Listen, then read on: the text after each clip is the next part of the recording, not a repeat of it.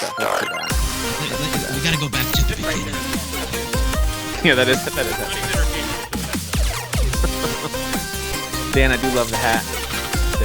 It's one of the I had the yellow one last week. That was one of the 2 new beanies that my wife got me for Christmas. So this is the other new beanie. This is knitted. It's a knitted beanie. Is it warm? It's actually like, so I've been like wearing it. I've been wearing out there like my wife will look over and just be like, "Oh, you're wearing your beanie." Like I just been wearing it. Like I don't really normally do that, and I'll actually like take it off after I've worn it for a couple hours. I'm like, "Oh, my head's like cold all of a sudden." I do. Y'all know I live in a very cold basement area, and like I'm beanied up all the time, so I know, and I like it. I think it's cozy.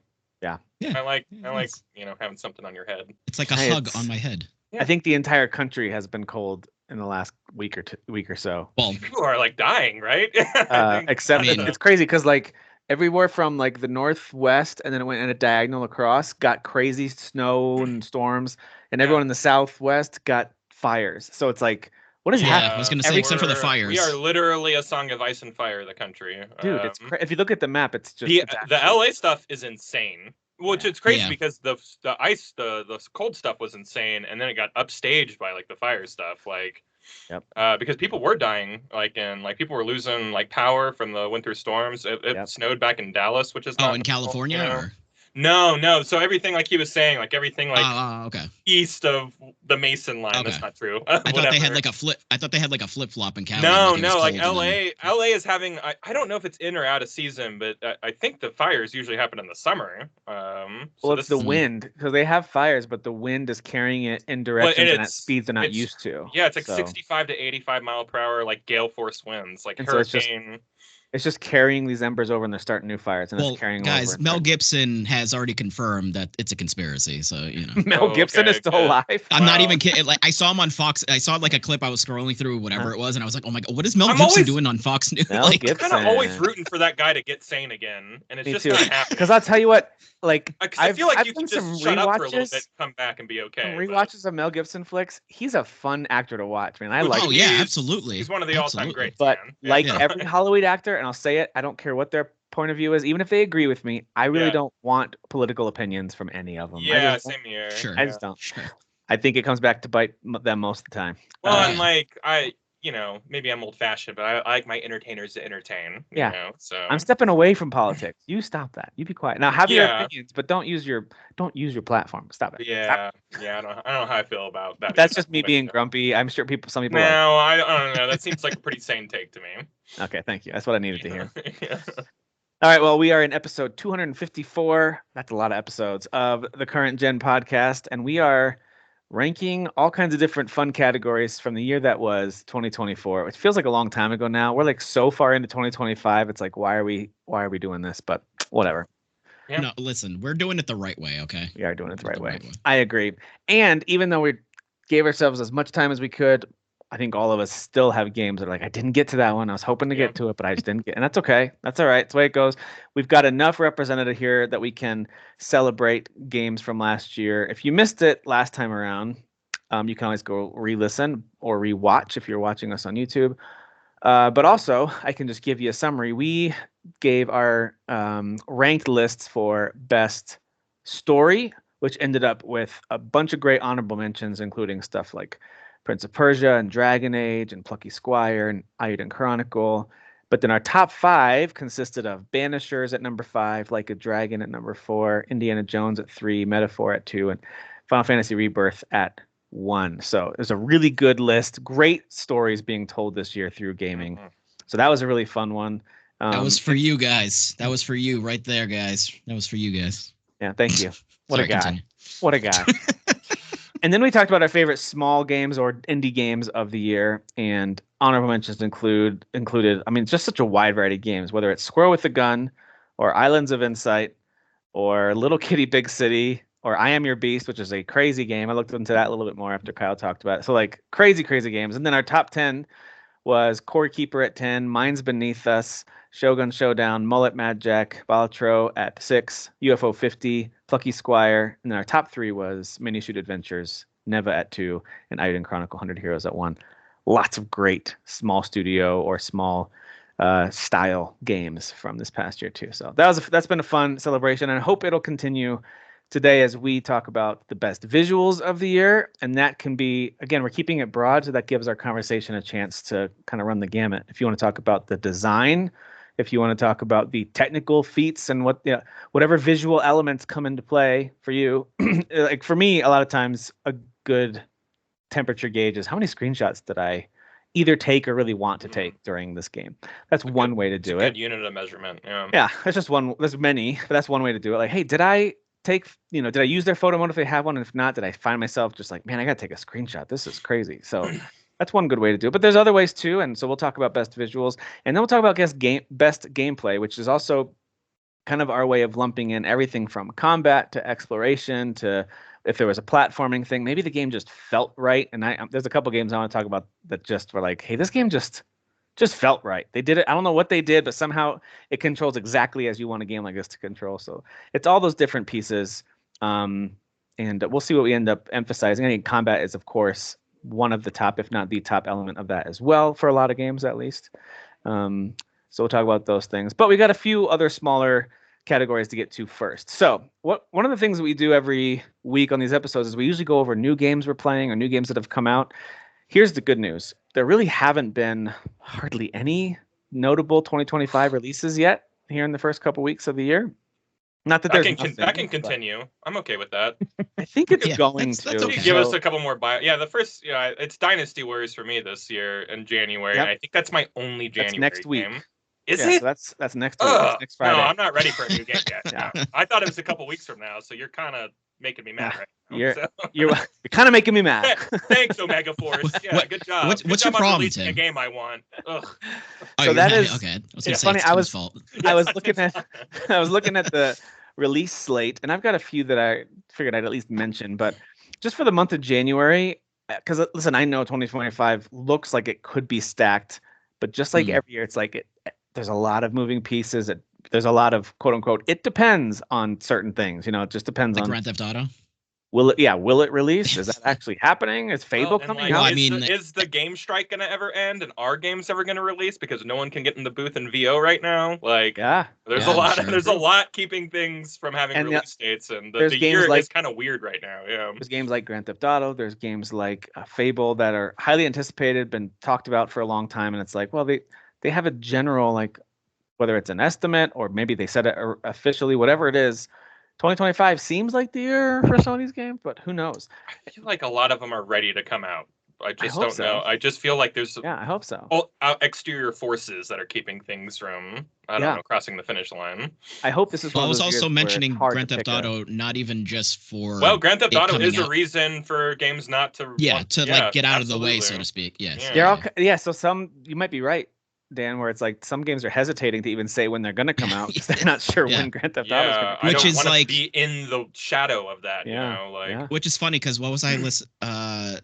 I've been listening to Colin's Last Stand more often, just kind of catching up with some of that symbols or whatever, and Brad being on there. He actually has a good. Is Brad on there a lot? Well, he's got the Summon Sign podcast. Yeah, I know. But he's popping around in some of the other episodes too now. I like Brad a lot.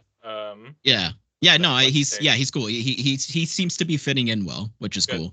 But like I think one of them, maybe Colin had said, is like it'd be kind of funny if like everyone's all afraid of like, oh, when's Grand Theft Auto gonna come out? When's Grand Theft? Like we don't want to be in the way on Grand Theft Auto, but like what if they just end up delaying it? So it's like all these moving pieces of these companies behind the scenes, not wanting.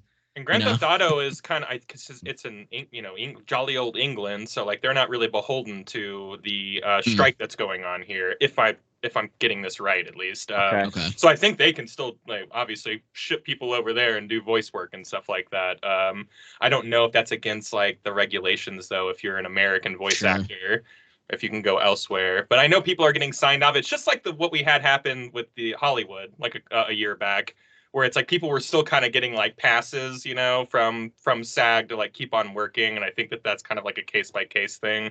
Mm-hmm. It's weird, man. I know there's probably a lot of games ready that just need their voice work done, and like no one can get that done right now. So like, wouldn't it be interesting if like nothing came out except GTA this year? That'd be hilarious. It's all indie games in GTA. And I'm also of the mind that like people are buying GTA, they're not gonna not buy something else. Like GTA is just like they're gonna buy. It's just like they're buying water this year. You know what I mean? Like it's just people are buying GTA, and it's not. But that doesn't mean you don't get soda. You know, it doesn't mean you don't get your beer. It doesn't mean that you don't get your yearly Madden game or all your Call of Duty people are still going to get Call of Duty and Grand Theft Auto. You know what I mean? Like I don't always look at it as an either or situation. There will be remasters. I can already guarantee you. There will be remasters. That is the trend. So in the month of January, the good thing for us is our runway is kind of cleared for this week, and then again for next week as we wrap up our Game of the Year episodes.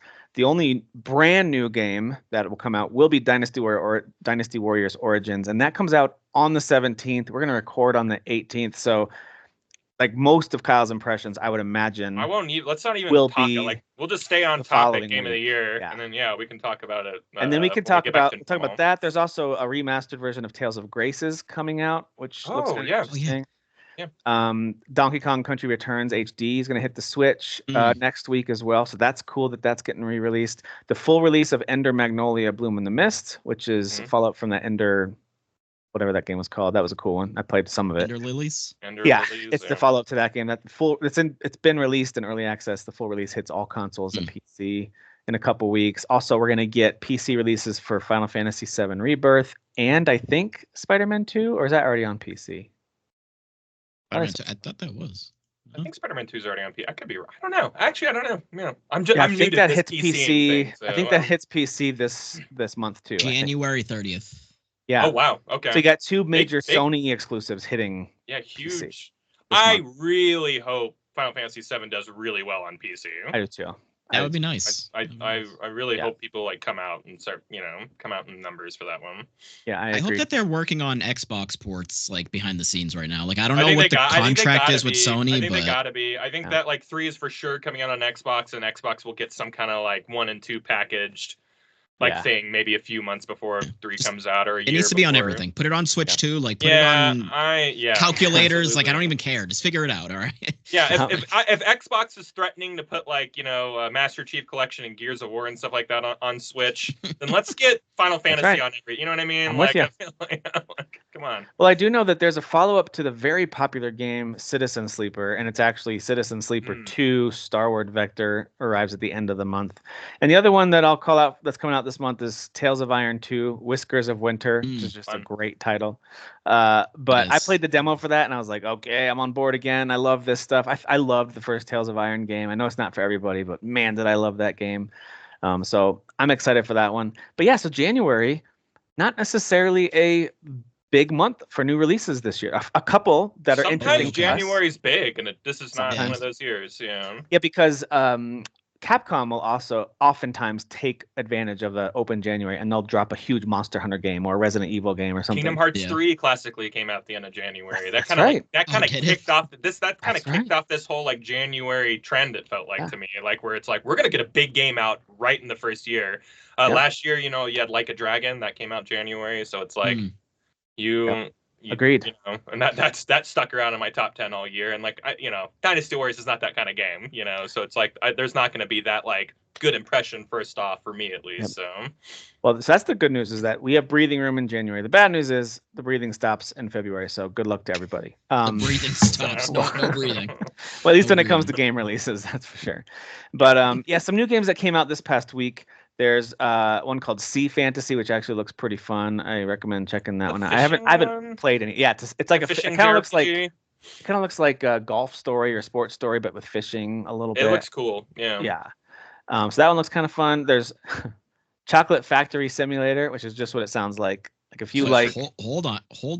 Yeah, I know. Basically, it's like if you like Willy Wonka Simulator. Yeah, right. If you're a Wonka fan, but you literally are mixing ingredients to try to discover new chocolate flavors. Okay, I'm kind of on board with this. I am too. I'm like, what does it look like? Is it cutesy or? It's a first-person simulator, like kind of. Oh. Like pretty, like think Crime Scene Cleaner. Like it's not amazing, but it looks fine.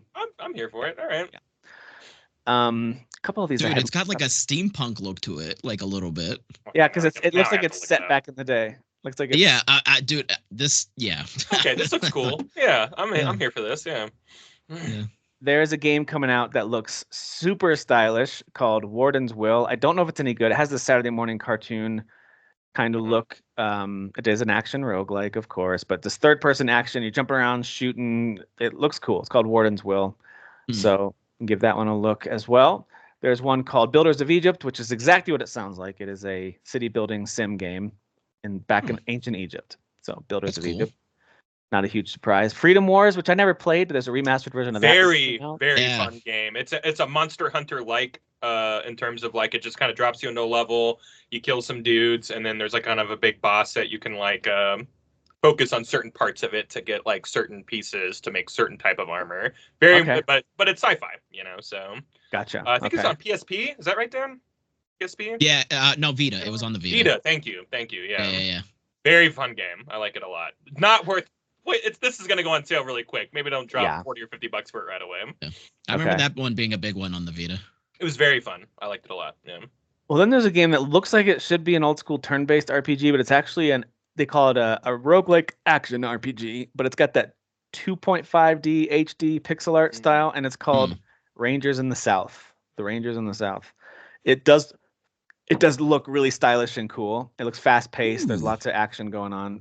So it's only $4, so I don't know if that means it's bad or if it's just cool that it's that cheap. I don't know. So, so anyway, there's that one to check out. That looks really good for a $4 game, doesn't it? That's why I'm kind of like, what's wrong? 160 very positive reviews. 160. Yeah, I mean, people are liking it. Yeah, throw that on my wish list here. Good for them. Rangers in the South. So there you go. All right, so that's it as far as new stuff goes, and that's kind of gonna be how it is next week as well. Not a whole lot, and then maybe just a little teaser of Kyle's initial thoughts on Dynasty Warriors. But otherwise, it's all about 2024. So what we're gonna do before we bring up our spreadsheet and start sharing that and going through ranked list for visuals and gameplay. We're first just going to celebrate some of our personal picks for stuff that we liked. And we're going to kick that off with best DLC or expansion. And I just want to make a public service announcement right now. If you run any kind of Game Awards debates, I was listening to more Giant Bomb debates, and I really like their insights in games I've never heard of. I've always enjoyed it. It's fun. It's pretty lighthearted, and I like hearing people have a good time. Same with Easy Allies. That one's a fun one. Min Max is a fun one. But I'm getting a little annoyed at people arguing for what is clearly an old game that just got re-released with a new shiny corner to it or something. Yeah. And it's happening all the time. So when it's good, it's coming from you. You're the Elden Ring guy, so it's like it seems unbiased coming from you. There's at least a case to be made for like Witcher 3 Blood and Wine, Elden Ring Shadow of the Erd Tree. I understand it. I still very much disagree with it. Let the new games shine. Let the old games DLCs get their flowers in a different category. And it's okay to make a different category. Like, hey, here was the best re-release of the year. Here was the best remake of the year. He was literally that easy. We're gonna do that. We're gonna do best DLC. We're gonna do best remakes and our favorite game collections.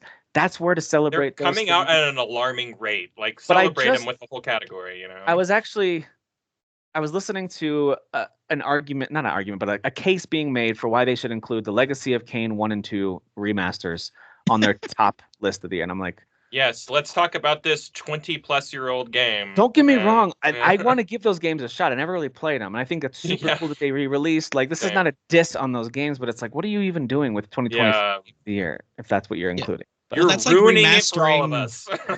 It's like remastering, like, let's just say, like, one of the greats, like, I don't know, Chrono Trigger, right? And being like, well, I mean, Chrono Trigger, right, guys? Like, it's like, well, yeah, it's one of the greats. 25 game. Yeah. You know, like, it's just especially for 35 years ago. Like, no, we're not. Especially when you have the freedom. They do 4 episodes of this. They talk for hours. And they have all kinds of wacky, silly categories. Make a wacky category of games that don't qualify that I wish did this year or whatever. I love that. I like that. Name it that. That's a perfect name for it too. Like wish it were under consideration. But I just think you sell a lot of games short that actually came out this year. And anyway, that's just one little, not even a pet peeve. It's more of like, that's why I really like our conversations, because I feel like we think about it in a logical way. This is why we're the best, Tim. This is why we're the best. We're the best in the biz. Top of the charts. That's right. Top of our charts. We make our own charts too. That's right. Yeah. So it's math, guys. Come on, you can't doesn't lie. That's right. So best DLC or expansion of the year. There were some really good ones this year. I've got 5 that I wanted to highlight. I actually did rank mine, but you guys don't necessarily have to if you maybe only played 1 or 2 or whatever. But I've got my personal favorite DLCs or expansions, and then so we can just take turns each sharing one, and then if you run out, that's fine. So the 5th one that I have on my list here, and it's not like in a super ranked order, but somewhat, is Operation Guns from Vampire Survivor, which was their Contra DLC, which I did play. I didn't play the Castlevania one, which I heard was super fun, but I didn't play that. But I did play the Contra one. It was a lot of fun. I still have a lot of that game that I did not discover because it's one of those games that you got to keep playing it, and there's elements of getting past death that unlocks more stuff. I didn't do all of that, and I still love that game. So yeah, I put hours into it, and I've never reached any of that type of stuff. Yeah. So Vampire Survivors Operation Guns, super fun, great add-on piece of content. Not Game of the Year worthy, but certainly DLC worthy. Kyle, what did you play? Is there something you want to call out from DLC? Yeah, I really enjoyed the Diablo 4 DLC this year. The Vial of the Vial of hatred or something like that. Yeah, Hate Blood. I don't know. Yeah, it was really cool. They added companions, which is nice. They just added a lot of stuff. I really like the rainforest area that they added. That's kind of like attached to the map, but like kind of down southeast or whatever. It was cool. It was just it's good to see people I don't know, adding a lot of content to a game, and like instead of I know Destiny had a good year, but they've in the past do a lot of times will just come back out 2 years later, a year later with like a really lackluster, expansion. So it's like, it's just good to see them like out of the door hitting it big with their first one. Yeah.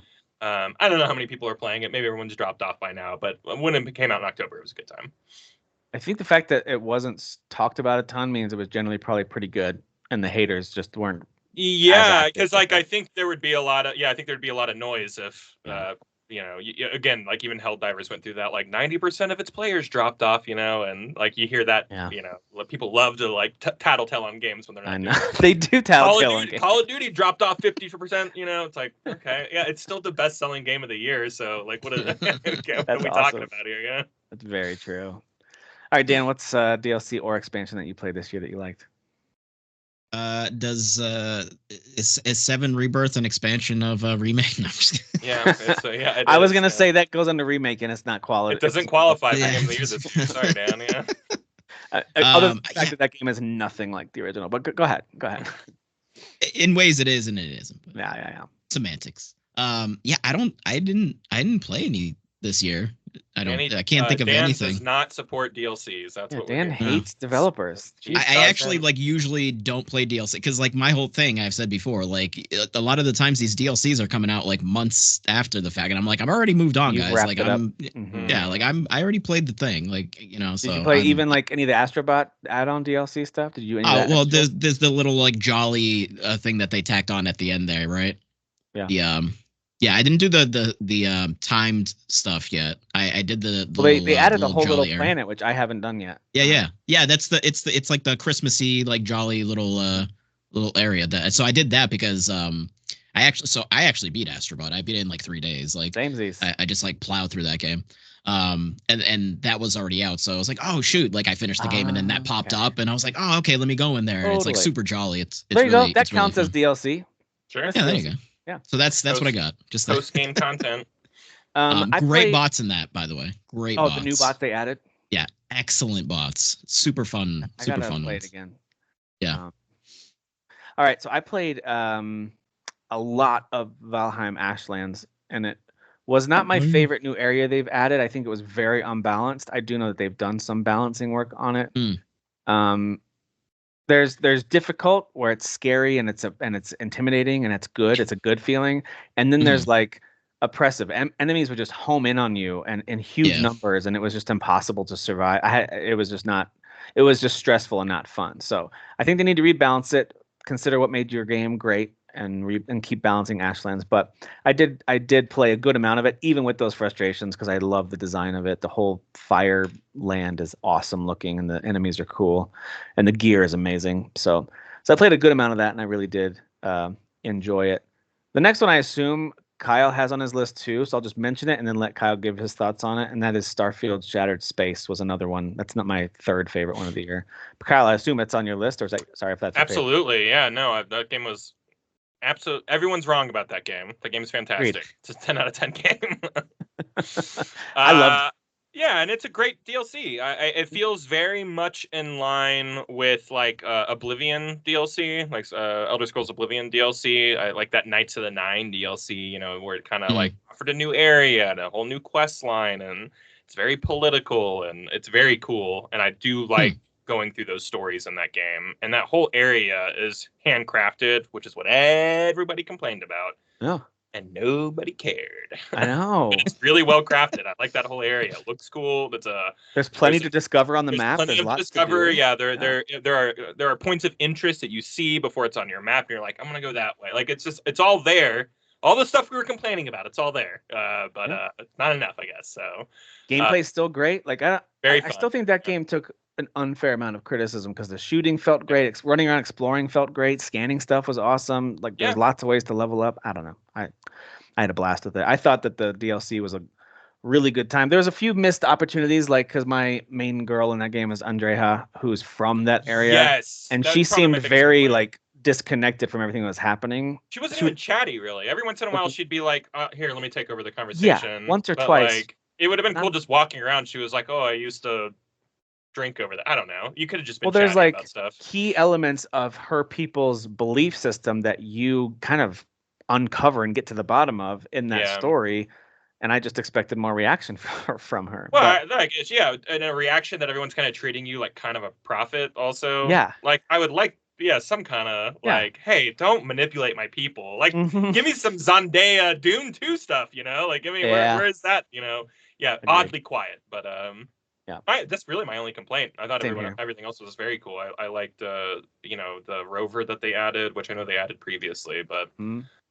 So it's I like that they're working on that game, and I like that they're kind of shutting out all the criticism and just like, we're still going to work on this game. I don't care. So great, good for them. Good job, Todd. It does just work. You're right.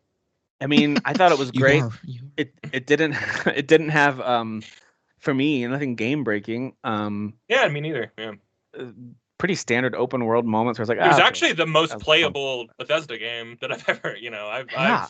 I'm pretty day one on like the Elder Scrolls series and Fallout series, and those games are messy when they come out. This felt really there's some like classic jank, but yeah, it felt very put together in my opinion. Some really good mini stories too. Like some of the missions you go on are like, dang, dude, they kind of went dark with some of like some of it is like the political intrigue you're talking about, and some of it is like very personal, like a rivalry within a family and stuff like that. I don't know. Some of it was really cool. And then they have the audacity to create like cool areas and then like lore for those areas. Like, hey, this is Space Vegas, and we do jellyfish drugs here that are totally legal, and like it's just weird. Like I just love the amount of like crazy world building. Hey, we're gonna go to this old Western town that you're just step into a Western movie. You know, like it's just very cool. I like that game a lot. Yeah. People are wrong. Sorry, you're wrong. Yeah, Shattered Space was a great piece of content, and I paid for the whatever edition back when it first released, the main game, because I wanted to play it like whatever that was 5 days earlier or something. And so I had already forgotten that I'm gonna own that DLC when it launches, and so all it asked me to do was install it, and I was like, sweet. So for me, it was easily the most bang for my buck in terms of gaming this year. Like it was great. I really enjoyed that. So, is there any others, Kyle, for you? The DBZ Kakarot DLC that came out like at the top of the year was cool. What was in that content? I think it was like I don't even remember. It was so long ago. I think it was Dragon Ball Super, like the Tournament of Power stuff. So that was pretty fun. And like that game came out like 3 years ago. That's like the open world one, right? Yeah. I just like a game that's just like, we're just gonna keep on putting content. I just like that. Their Xenoverse 2 game came out like 10 years ago, and they just released DLC like last week or something like that. So it's like, did they? I don't know what it is about these like Dragon Ball Z games where they get really taken care of post-launch, and I don't know, celebrate that. It's not a great piece of DLC. It's pretty standard to what they've like delivered in the past, but like I just like that they're just like all these years later, hey, we're still gonna put out stuff, and if you want to buy it, great, Yeah, that's pretty good. sweet. Well, I played a lot of No Man's Sky because they put out what's called the World's Update Part 1 this year, and I was incredibly impressed by it. Like, that game feels so alive, and there's so much to do, incredible stuff to discover, even more chances to interact with other players too, whether it's friends or randos. Like, they give you more and more opportunities to. You don't have to just be alone in space. Some people like that. Sometimes I enjoy that too, just kind of going to a galaxy no one's been and exploring that, being the first one to a planet. That's fun. Like, that's part of what makes No Man's Sky interesting. But there's also the element of, hey, there's a hub you can go back to. At any point, you can summon it and it'll show up. You go into this hub, you can get missions, you can upgrade stuff, you can see other players, you can team up and take, do missions together. So, but anyway, the World's Update really makes the game look so much better. There's a deep level of detail, everything from the water. And by the way, underwater is a whole additional world. You can build whole bases under there. There's tons of stuff happening underwater. Cool. And yeah, the water looks really great too. So that, and it's got so many updates over the years that and it's free. It's all free updates. It's free. It's all free. And so they've added so many things that I didn't go back and play. So I had probably 5 or 6 updates worth of content that I hadn't gone back and played. And so there was, and even when I kind of faded off from playing it because other stuff came out, there's still like, I still have it installed because I'm like, I got to go back and there's still lots for me to do. I haven't done everything. Yeah. There's still so much to do. Dude, I haven't played literally since launch. Like, I will like duck in like with my character. Like every time an update comes out, I'm just like, oh, I'm not ready for this again. It's a lot. I want to be so ready because it's a lot. It seems like again, there's a lot to experience too, and you can really pick a lane. It sounds like you said you can just go to a hub and pick up missions. Like direction is what that game kind of lacked originally. Yeah, you can kind of go whatever direction you want to. If you really want to be an explorer and you want to scan stuff, if you want to be a builder, you want to build a whole place to live and invite NPCs to come live there, you can do that too. Like, there's lots of different directions you can go. You can just go after the story or some of the other missions. You can do a lot of space combat if that's your thing. Just take a whole bunch of space combat missions and go out there and just start shooting. By the way, and I know this wasn't for this update. I know this existed before, but taking down these pirate dreadnoughts, which are like these Star Destroyer looking ships, where you're actually doing those like trench runs to take out the shields and the guns and the missiles, and you have an amount of time, and you got to like, if you take those out, then you can take out their engines so they can't jump away, and then you can take over their ship. And if you get lucky, it might be a really high class dreadnought. You can make that your main like hub ship if you want to. Yeah. Come on, dude. That's so awesome. And doing that with some buddies, like that sounds fucking rad as hell. It sounds like this could be your only game for the rest of your life. Absolutely. Like, we'll just always keep on delivering for you. Yeah. So I was so impressed by what they did with this update. Of course, was a significant one. There was lots to it, but they've rolled out another update since then, and I assume World's Update Part 2 is on the way, probably in 2025. I would imagine. Man, it's amazing. And I'm very excited for their Light No Fire game, just because they've shown the ability to do some incredible stuff. Yeah, this guy. So, and they're also like they're being really coy. They're not saying too much this time. They announced it. They announced it, and that's all we've gotten. So, and I like that. Like last time he announced it, and he's like, "So let me talk about it until." Let me tell you how this is going to change gaming forever. And 90% of the stuff I'm saying are going to be stuff that's not going to be available at launch, but don't worry. Hey, stick around for 9 years and we'll add it in. It'll be there at some point. And it is now. And I don't hold it against him. I think it's good for him. I was super impressed by that. And of course, last but not least, and this is no surprise, but by far my favorite DLC of the year, and it is DLC, folks, was Shadow of the Erdtree from Elden Ring. It was incredible. It was Blood and Wine levels of insane amount of content, huge area to explore, beautifully designed. Like some of the new areas, their design and the enemies designs, the way they use fire in this is really brilliant. And even the story was kind of like, hey, they did some interesting stuff with the lore here. It's more about the lore that they've set up. Is a little more compelling than parts of the main game, even with some of the stuff that they plugged in. So I thought it was great. Huge downside to it, and I understand why they did it this way, is that you can't access it unless you get to It's about 2/3 of the way through the main game and get your way to a completely optional area in that game. Yeah. You have to go up. You have to beat that boss. He's not an easy boss. You got to beat that boss.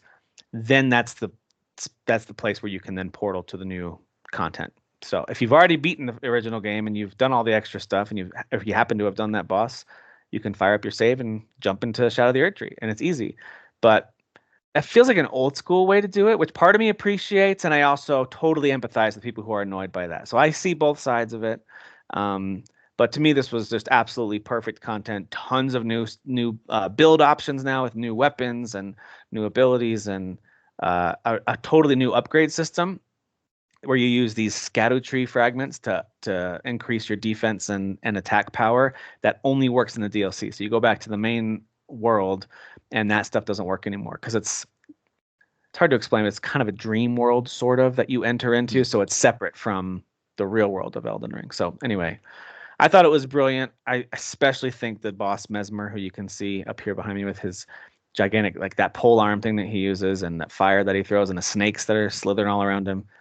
Wonderfully designed boss, really good boss fight, even though it kicked my butt a few times before I finally beat it. But yeah, I love it. I'm absolutely going to do a replay of Elden Ring down the road in the future and play through the Shadow of the Erdtree stuff again too. Totally has me sold on FromSoft games, even though it's this and Bloodborne are the only two I've ever finished. I've never finished any of the other ones. But anyway, so I love it. Sekiro is super easy, Tim. Just get into Sekiro and shut up. So I did get into Sekiro this year. That was actually in my top list. I mean, I played a lot of great old games this year, but that one's up there, and one that I gave. It's almost like I need a whole different category of a game I finally gave another try to, and I'm glad I did. Like that needs to be its own, and that one's up. Hades. I learned to love again. Yeah, I learned to love again. I love that. Yeah. But I still haven't finished it. It was again it's all about timing. Like right now, with the lack of brand new games coming out, demanding my time means I can totally focus on the thing that happens to be what I'm interested in right now, which is, anyway, it is what it is. But anyway, that's all I've got for DLCs and expansions. Do you guys have any more? I had one. It's the game I play all year, every year, for all the years, and it's GTA Online had like 3 major updates this year. All of them were fantastic. Yeah. It just makes me so excited for whatever the heck they have for GTA Online 2 or GTA 6 Online, or whatever they're going to call that, you know. Like, I think it's going to be the greatest thing ever. So I got to tell you, I haven't played GTA 5 since the release year. Because I played it nonstop that year. I beat it. I loved it. And I've got it on PC. I've always intended to go in and give it another whirl. And I was like, I don't know if I want to. But now that I am full on Red Dead Redemption 2, dude, can't stop. Now I'm like, I think I want to go back and replay GTA 5. I've beat the GTA 5 campaign like 6 times. Oh my gosh. It's not a short game, right? It's not. No, it's like 45 hours. Yeah. It's fantastic. And I think like a repeat of it, especially like going back, there's something about it because the GTA games are time capsule games. Yeah. So like going back and being like, oh, this is what 10 years ago it's like, you know, it is super cool, you know? Yeah.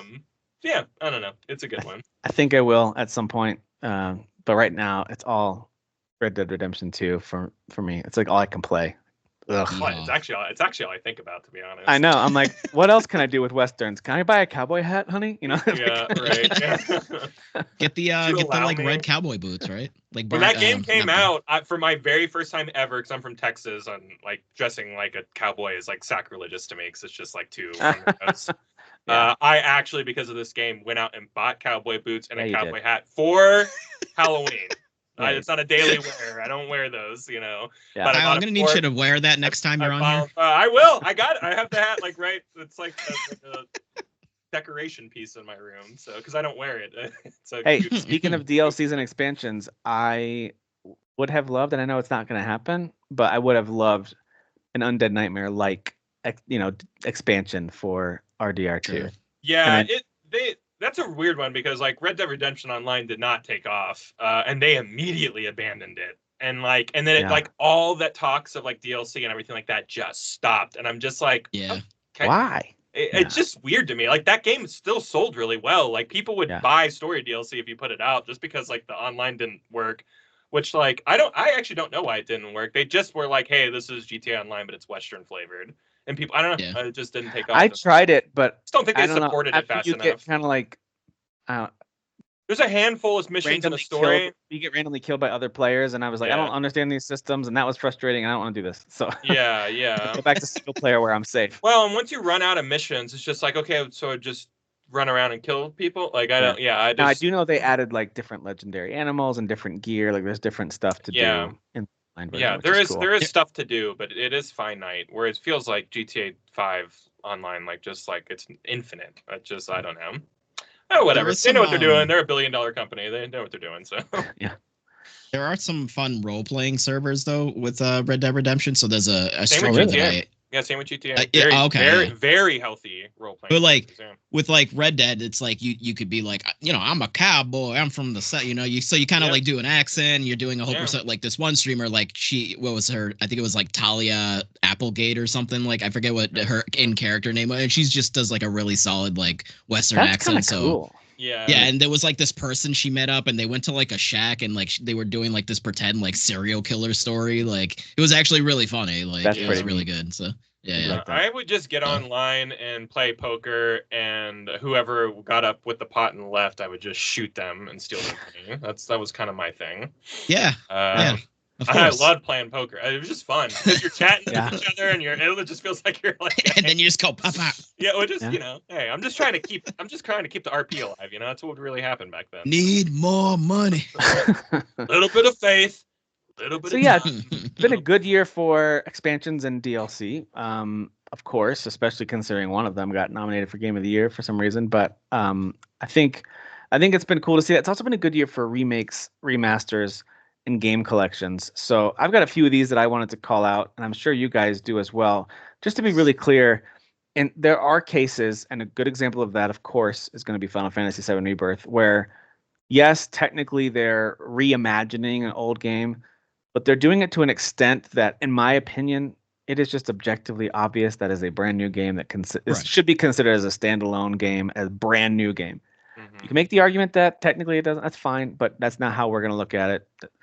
On the other hand, you'll have stuff like Silent Hill 2. It reminds me of some of the Resident Evil remakes where it's like, all right, this is kind of flirting with the line a little bit of how new is it, how old is it? Because it is kind of exactly the same game from everything I've heard, but just much better in pretty much every conceivable way. So and twice as long, but still somehow everyone does still say that. They're like, but it still feels like the same game. Like it doesn't feel like they added a whole bunch of all this fluff and stuff like that. So what a weird game that is. Yeah. Persona 3 Reloaded is the same way, where it's like that's completely rebuilt from the ground up, and they've added a whole bunch of stuff, but like it is the same exact game. It's just little tweaks, It's got the same title with the word reload. You know what I mean? Yeah.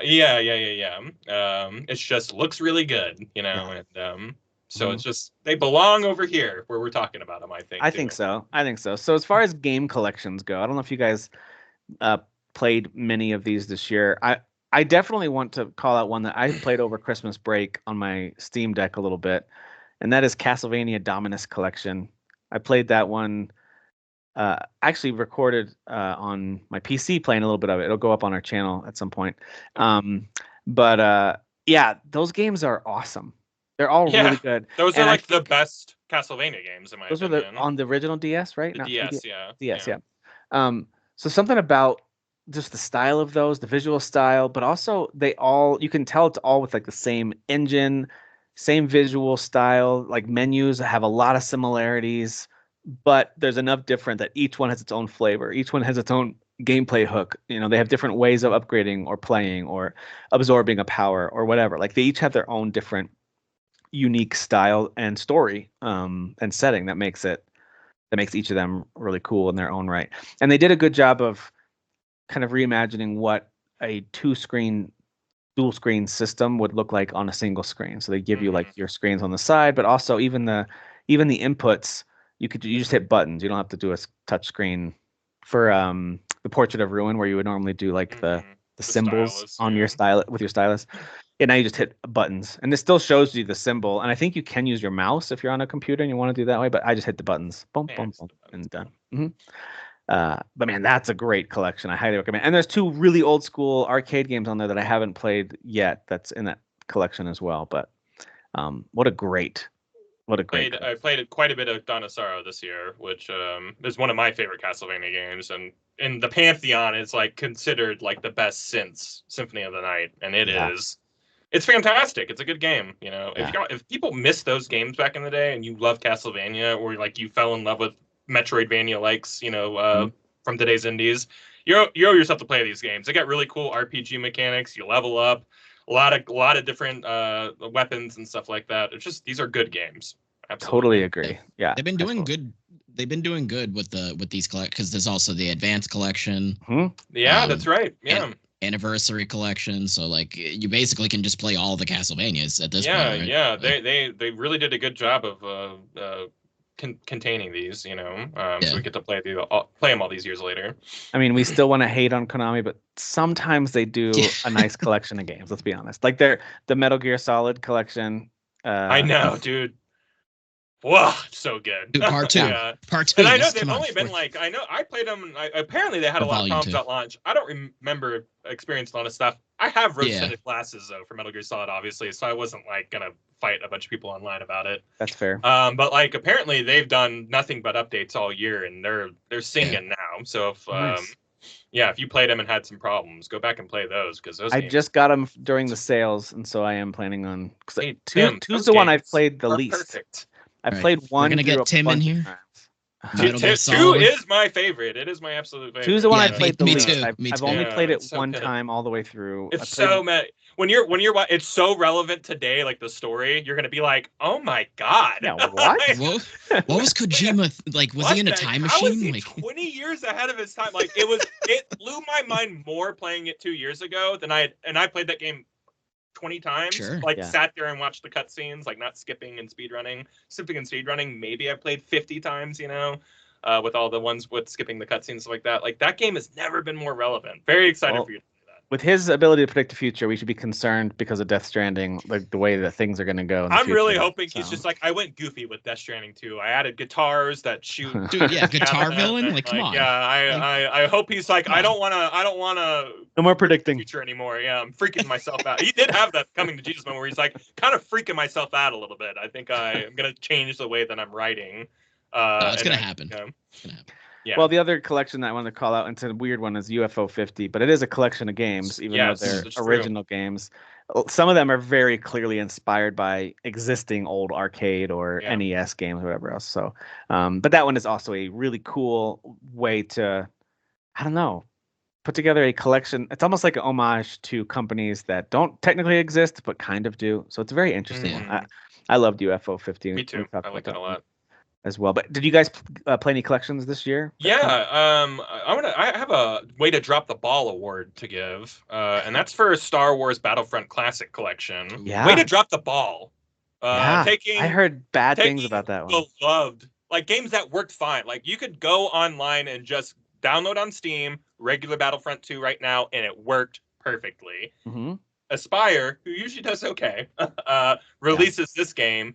And somehow the game doesn't work anymore. Like the game was you could just download the old game. It's working fine. Like how did you screw it up? You could have actually just copy and pasted it this time. Like you could have done. You could literally just the file, drag it over. Drag and drop the file. It makes no sense. So way to drop the ball. Great job killing 2 classic video games. Way to besmirch the history and legacy of 2 fantastic Battlefield-like games. Everything's been smooth sailing until right this moment. Yeah, Star Wars was doing perfect until you guys screwed this up. You know? Its legacy's intact. All the fans still love it. Yeah. This is the only thing we don't like about Star Wars. Is this package. So ridiculous. Thanks, Obama. Yeah, exactly. Did either one of you play the Tomb Raider 1 through 3 remastered collection that came out this year? I just hate those controls so much. So now I know they like updated. They have modern controls. Yeah, I know they updated them, but they didn't update how tanky she feels. And I just can't play games of that generation without like having a fit. But cool way again. Like I like that we're like again making sure that we're retaining these old games. Yeah. I don't want them lost to time. And it's cool that they remastered them. Absolutely, and they look good. They look pretty good. Like some of those games, I'm like, dang, that like either those games used to look really good, or these facelifts are excellent. So yeah. both. Yeah, I didn't grow up playing those. But like I remember the first time I ever actually played a PlayStation was they had Tomb Raider on there. Of course, it was like at a kiosk at some store, Mm-hmm. and I was like, Mom, she takes out the lighter and like lights it. Like I need a PlayStation. Oh, the idol, like literally that's it. or whatever. Yeah, yeah. She just takes out because of that. Like, I need this PlayStation. Yeah, I need the play because she takes the light. That's awesome. Like, yeah, I mean, I do remember like these were like games that my friends loved to play, and we did all the classic, put the butler in the freezer stuff and all that stuff. But like, I just never liked these games, like the way that they controlled and the way that like. I don't know, like that, like missing a jump can set you back 45 minutes. Like it just. Her jumps are weird, man. Her jumps are weird and all of them. But this is like modern gaming history, though. So. The modern trilogy did it for me, though. Yeah. Oh, love those games. Absolutely. Yeah. There were two RPG collections that are worth calling out. I think. Is Baten Kaitos an RPG? I think it is. It's a turn-based, card-based RPG. Baten Kaitos. 1 and 2 got. I always called it Baten Kaitos, but I could be wrong. Baten Kaitos. That came out this year. I think it was just on Switch because that's a Nintendo exclusive. I think. Yeah. So that came out this year, and then also there's a Grandia HD collection. Yeah. I'm so mad that I missed the physical because like the physical edition is like impossible to find now. Like, I'm so mad I didn't buy that. Yeah. So it's like one of those you got to go on eBay and spend like go back and like pick up Grandia. I remember like because the second one is fantastic. Those are ones that I always saw on the shelves to rent, but I always picked something else. I was like, well, that's pretty cool. And then that's kind of my relationship with them too. But the second one is dark. Them out at some point. Yeah. The second one has a lot of like religious-y elements to it that like are super interesting. It's a very dark game. By the way, weird memory now that I've said that out loud. I remember I almost got Grandia, and it was between one of those games, I forget which game it was, or Shadow Hearts. And so I ended up playing Shadow Hearts. Shadow Hearts, because you might have picked PS2. Right. Shadow Hearts was great. I'm on Team Shadow Hearts on this one, man. Yeah. I like Shadow Hearts a lot. That's a series I never actually played. Oh, it's so good, Dan. They're both good. Yeah. Well, I had because they have a one. Legends of Dragoon style like combat system. Yeah, like with the ring. Timing. Yeah, with the ring. Yeah. Well, timing. I had the first one, but it was like I got it, and then like that was around the time where like I was gonna get the PS3. And I was like, I guess I gotta trade in all these games. Yeah, but now looking back, one of my like, first PS2 games. Yeah, because like when I got the PS2, like that game was like $4 at Gamestop or something like that. Like snack that up. Great, best $4 I've spent. There is or was because it was successful, it finished, but there's the Kickstarter, or there was the Kickstarter for it's Penny Blood, which is a spiritual successor to Shadow Hearts. And then Armed Fantasia is the spiritual. It was a dual Kickstarter. Armed Fantasia is the spiritual successor to Wild Arms. Oh, cool. So the Penny Blood is apparently like they're having trouble finding a publisher, so that one seems like it might be in trouble. But Armed Fantasia seems to be doing fine. It's gonna go the way of the Eternal Darkness Kickstarter. That's sad. A lot of these you're like, yes, you hear about it, and then like 10 years will pass. Like, oh, I guess it didn't pan out. I remember I did play I finished Eternal Darkness on the GameCube and I loved it, but I don't know if I want to have it confirmed whether or not it's as good as I remember it being. So I remember it being amazing, and I kind of just want to leave it. That's fair, and I bank as amazing. You got me scared now. Yeah, because Silicon Knights not a great track record. That's what I'm saying. Right? Yeah. Was it just because GameCube didn't have a lot of these? And I don't know. I just remember the idea being. To this day, I'm still like, where are these sanity meters? Like, why are we not using this in every video game? Like, yeah, I agree. And then there's stuff like Tetris Forever, which I know that was a unique take on a collection. That one's a really unique one. And then the same people who did that Karateka game last year. And then Marvel vs. Capcom Fighting Collection Arcade Classics. What a great collection that is. As well. Some of those are remasters as well, as we just mentioned. Some HD versions, some remaster versions. But then there were a lot of standalone remasters that came out this year, like The Last of Us Part 2 remastered, and Horizon Zero Dawn remastered. So some more recent ones that got remastered, but there was a lot of older games that got a brand new coat of paint, in some cases almost a full rebuild, it seems like Paper Mario The Thousand Year Door came out this year. Disney Epic Mickey Rebrushed was one of the ones that I played. I didn't play a ton of remastered games this year, but that was one I played and I really liked that a lot. Mario vs. Donkey Kong got pretty much a remake. Luigi's Mansion 2 got an HD treatment. from the DS to the Switch. So, and there's a bunch of others too. Did you guys play any remasters? My main one certainly was going to be like Disney, and I think I had one other one. I actually can finally contribute in this. Yeah, why don't you give me a couple? I've played quite a bit of these. All right, why don't you guys alternate? Dan, you go ahead and we'll alternate. So all right, just skimming through the list that you sent us, which by the way, thank you, Tim, for putting. Yeah, thank you. You're welcome. So Dragon Quest 3 is the one I've diddled the least, just because again, I just have so much. I had so much going on, and just didn't get a ton of time with it. But like that just feels just perfectly classic. Just feels very cozy, very perfect, and I do want to dive back into that. Looks so pretty too. Looks beautiful. Yeah, looks beautiful. The classic Dragon Quest, music is there. It's just lovely. Silent Hill 2, I played that all the way through for the first time. So I had never played the original. I played this one. That game is a lot. It's just a lot. It's a lot. It's a lot. you're going through the game and you're like, I hate being here, but this game is awesome. Like it's such a weird. You're literally signing up to be like stressed out and anxious. Like, that's the experience. Yeah. For like 20 hours. Like it's a long time to like hold that type of vibe.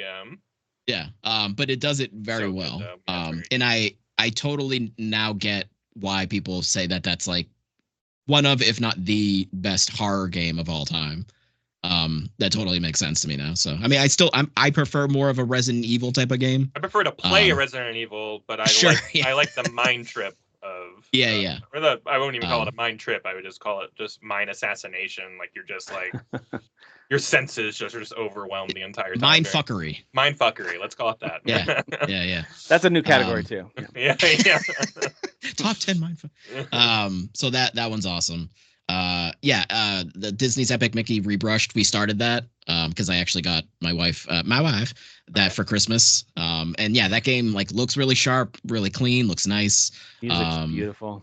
Yeah, the music's beautiful. I think they even like redid or like the cutscenes, like that opening CG like it looks reanimated somehow. Yeah, it looks like it's like actually brand new because it like looks even nicer. And it's super awesome. So yeah, that one's really fun. We're not super far into that either, but we finally got to the like the hub. I forgot that like the beginning couple of hours is literally just like this linear like kind of going through these areas, and eventually you get to like what would be like Main Street, but like they call it Mean Street, which is really funny. But yeah, that one's it feels right. Yeah, it's a nice Disney game. And then yeah, Luigi's Mansion 2 HD, which I had never played on the DS. I played we finished that one front to back, and yeah, that one it was fun. I mentioned before I like that there's like a lot of different locations and you're kind of hopping around instead of just being in one place. But some of the locations are kind of samey. But I still think it's a neat idea to actually have Luigi bouncing around to all these different locales and doing that stuff. And yeah, the game looks pretty too. So I think that's it. Oh yeah, and then Paper Mario I like started, but also one of those games like I started it, but then like stopped because I had to shift focus on something else. So yeah, makes sense. That's it. That's all I had. So. All right, Kyle, which ones did you play this year? Which remasters or remakes? The one I spent the most time on is in the midst of Fallout Fever. Fallout 4 got a PS5 update. So I played that all the way through. 40 are we counting that? Because sure, why not? Of course we are. Yeah. And that's because you have to pay for it. It was like $10 or something like that. So. Did we? I don't remember actually. Now that I say that, this kind of rings falsely. Whatever. It doesn't really matter. I'm counting it. I'm counting it. Someone stole $10 from you, Kyle. I'm counting it, and everyone can suck it. All right. Another one I spent. I cordially invite you all to suck it. To suck it. Yeah. Shin Megami Tensei 5 Vengeance. They re-released that one. Added another story to it. This is classic Persona type of re-release where it's like we're going to release the same game with like an alternate parallel story that goes alongside of 40 more whatever hours. Very cool. Yeah, I like that one a lot. Cohesive, the story felt this time, whereas like in the original this kind of felt like a barrage of like biblical like terms and animal like monsters coming at you. This one it felt like really like connected, like the story felt a lot better this time around. And Dead Rising Deluxe Remastered. That game is feels awful to playing the old one. the new one feels great. Okay, so good. Okay. It is still old, but like the amount of like facelifting that they did and the quality of life that they added makes a game that to me was such a good idea, but so annoying to play sometimes because of the time restraints and stuff like that. That now it feels a lot more manageable and there's a lot more direction, and maybe that takes away some of the difficulty that people complained about. But I don't know, I liked it. So those were the big ones that I played this year in terms of re-releases. So the only one I'll highlight too, since we already talked about Red Dead 2, I played through all of Red Dead Redemption 1 and the Undead Nightmare DLC this fall. It released on PC. I think technically it was remastered for PC because I don't think it had been an official PC release yet. No, this is the first time it's ever been available. Yeah. So people could make an argument that, well, those upgrades already existed on the new consoles. Totally fair. But anyway, so I played this version of it on PC that released in October, I think. Played through all of the first game. I loved it. I actually thought it was surprisingly good looking. Of course, now that I'm playing 2, I'm like, okay, never mind. This is the best. Like, we played it in the right order then. Actually. Yeah, because I played this game this year on PS5, and I had a similar experience where I was like, oh, this game looks really good, and like it still plays well. Yeah. And by the way, the Undead Nightmare DLC is awesome. The way it kicks off too, the way I had forgotten how it launches into the zombie storyline, and it has an explanation for it.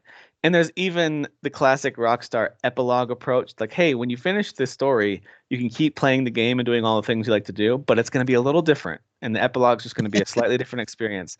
The epilogue for Undead Nightmare is hilarious, and I don't want to say it unless you. I don't think I ever got to it. I do need to go back and finish up my playthrough. It's really great. But yeah, you revisit all kinds of locations and characters, and they need different kinds of help now because there's zombies everywhere.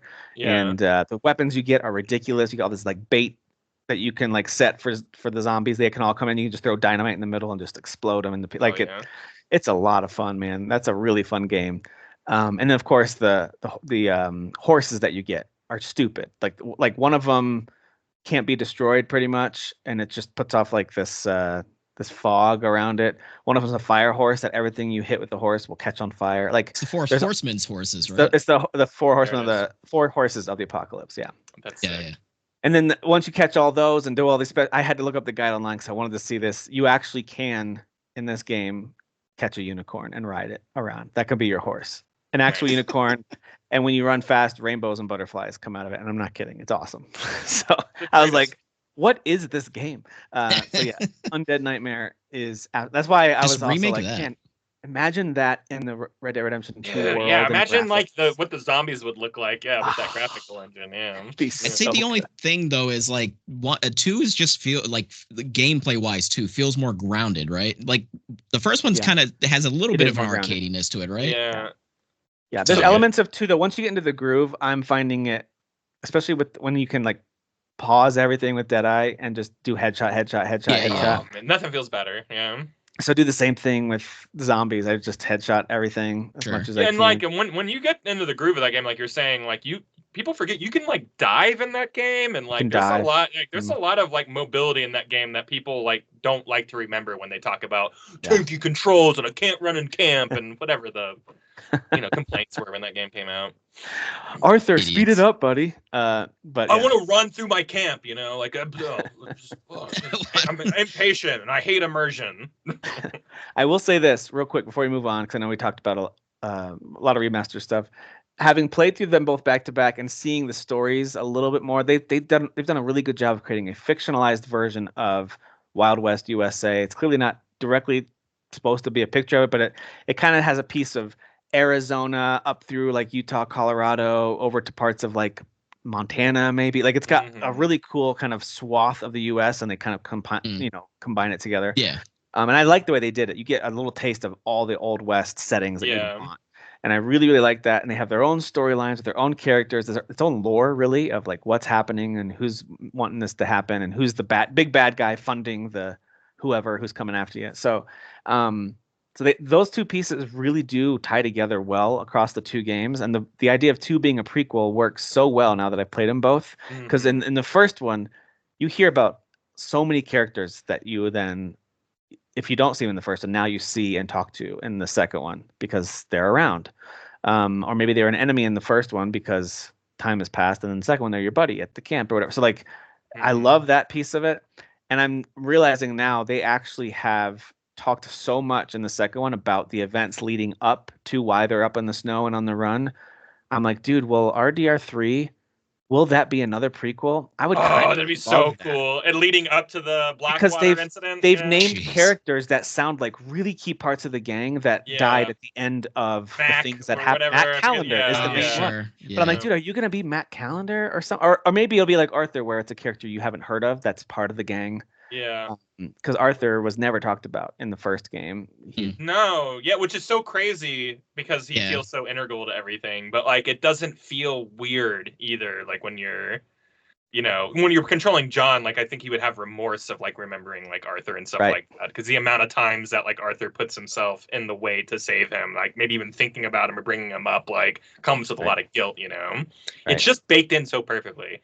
It's baked in really well. It's so good. Video games. But yeah, the idea of it being another prequel, if they do that, some people might call it predictable, whatever. I'd be so on board. I'd be like, yes. Yeah, I think that's like, I never thought about that. So, I think that'd be a great idea. And it's more Western. We're going deeper into the West, so it's more outlaws, more. We're getting further away from like the end of Red Dead Redemption 1, where like people are driving cars and stuff like that, So. Yep. And you could go either way. Could go either way. Yeah. Because the end of 1, things happen. Yeah, things happen. So we don't want to spoil a 15-year-old game. Right. One of the greatest endings. I think both these games have fantastic shifts, like epilogue shifts that are just like, they just nail absolutely. Never thought building a house for 20-something hours would have been great content. And boy, was I wrong. They do a good job balancing out the tragedy with also giving you a satisfying, like, okay, good. At least I got to wrap up that, because man, I was frustrated. So they don't leave you hanging on either game. Which I love. All right. Well, let's none of this friendly talk anymore. Let's argue and fight and debate. Some best visuals. Are you Willem Dafoe right now? Yeah. I gotta fall to my knees and there was a firefight. That's a good movie. It's a good movie. Let me know if you guys can see this. It's so good. I don't even like to talk about the sequel or the incoming third movie that's going to come out. I was like, you're a one and doneer guy, and that's okay. You're a one and doneer. A lot of us are, So I think somebody else is actually doing that third one though, right? Because didn't they not want to work with that dude? I don't know. I know that guy is. There's a whole documentary about how much of a piece of shit he is. So So I know like he's not a Hollywood darling. No, he's not beloved. Actually, you know what? Real quick, Tim, I was going to ask, and if you can't, no worries. Is there any way to make this dark view? So I was thinking in my head. I don't think there is. No, okay. Because in my head, I'm like, offers it. Anybody on YouTube suddenly gets flashbang. Boom! I know it makes my face super bright too as I'm sharing it. But it is what it is. It is what it is. Yeah, I don't think there is. So I just disappear against. There is no dark mode. Oh, Google, you got billions of dollars. You can't figure this out. Yeah, come on, Google. Idiots. You crazy? If you guys know dark mode, let me know. But I don't think so. Let me know in the comments right now. Let me know in the comments down below. Smash that subscribe button. All right. So we're talking about best visuals. Well, wait. Are we doing visuals or gameplay first? Or which one do you guys want to do first? Do you have a preference? Yeah, visuals. Let's just do it. It's up. We're already here. We're here. We're here. So similar to before, I grabbed a bunch of games that I think are potential recommended nominees that we've at least talked about, and definitely in many cases have actually played and have an opinion on, or that I think the three of us have liked. So I tried to do that, but if there's anything that I left out, feel free to let me know. That way I don't have to read through all of them. We can just start naming the ones that we want considered here in round one for best visuals of the year. And as far as rules for this go, you give us the justification for why you think something belongs there. So if it's just super pretty, all right, that's fair. It's really impressive, the animation or the pixel art style or the realism, the technical feat of it all, the fact that two people made this and it looks so good. Like whatever your reasoning is totally legitimate, and you don't even have to explain it for round one. You just name games you want to bring over. So Dan, we'll start with you. What game do you want to bring over to kick things off for best visuals? Give me that Rebirth. You're going to pick that one every time. We're just going to start out the gate. Obvious. We're just being obvious right out the gate. That's fair. Go ahead, Kyle. If we're being obvious, then Unicorn Overlord. Yes. Speaking of unicorns. you guys being obvious over here. All right, I'll throw Neva over there. Good looking game. All right, Dan, you go ahead.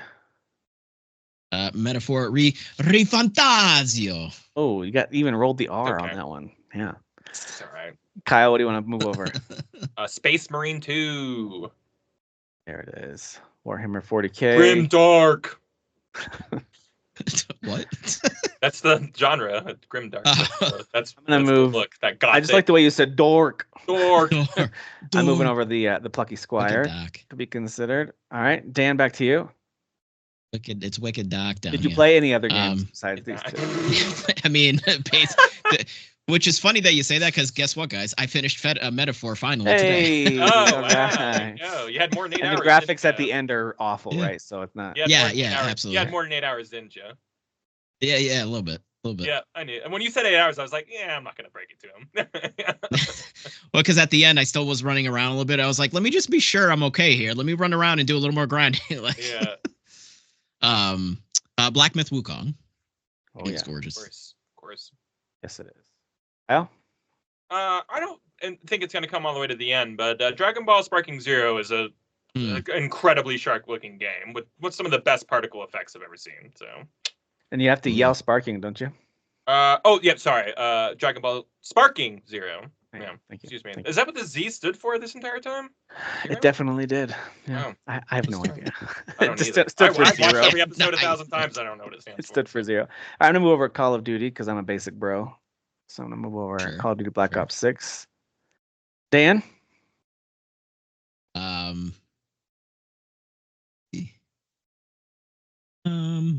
mean, Hellblade 2 is a pretty game, right? Like, that's a gorgeous game. Yeah. So that seems like an obvious one. Some of the most impressive visuals, just not impressive in most other game categories. But we're talking about visuals here, right? So.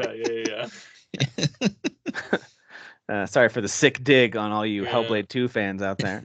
Right. That dig was sick. I'm going to move. Oh, go ahead, Kyle. I was going to do Astrobot, but you go ahead. Let's bring over Indiana Jones. Indiana Jones. I'll bring over Astrobot. Dan, any others you want us to have considered? Visions of Mana. Ooh, I do like that. I do like that game. Yeah, or the look of it. Good visuals. Yeah, good visuals on that one for sure. Kyle, any others? Suicide Squad. No, I'm bringing it over. No, do not bring that over. I mean, it wasn't an ugly game. Delete it so no one has to look at it. No, I'm gonna go Dragon Age Veilguard, and I'll save my reasons why for later. Dragon Age Veilguard. All right, that's a good one. All right, I'm gonna bring over. Still a bunch of good ones left that I want to highlight here. I'll bring over Legend of Zelda: Echoes of Wisdom. Those visual styles. Dan, any others? Stellar Bay. That bay is real stellar. I see what you're saying. Go ahead, Kyle. Just bring over Star Wars Outlaws. Star Wars Outlaws. It's just bring it up. Just bring it up. It's like someone. There's a lot of guilt that comes along with like even mentioning the game. Just like there's a lot of guilt. Don't feel shame. It's a pretty game. And there's no way around it. It looks really good. Yeah. Let's see.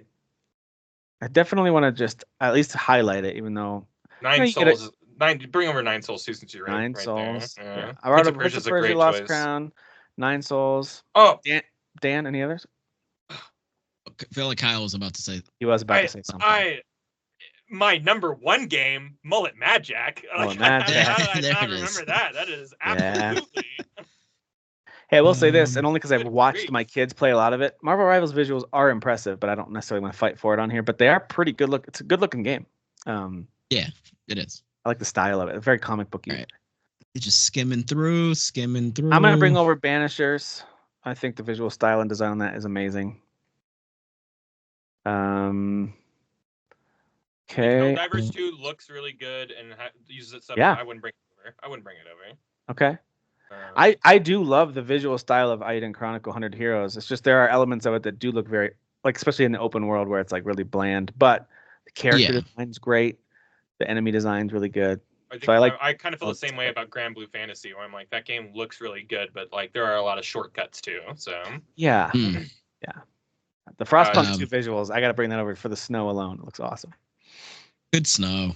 Good snow, guys. I like the look of Dragon's Dogma 2, but I don't think it's the best looking. You know what I mean? Like, because it's kind of going for a realistic type, game. I just like that game a lot. The way that the Japanese envisioning of medieval fantasy. Ooh, that took a lot to get out. But I mean, I don't know. Maybe it's not worth bringing over though.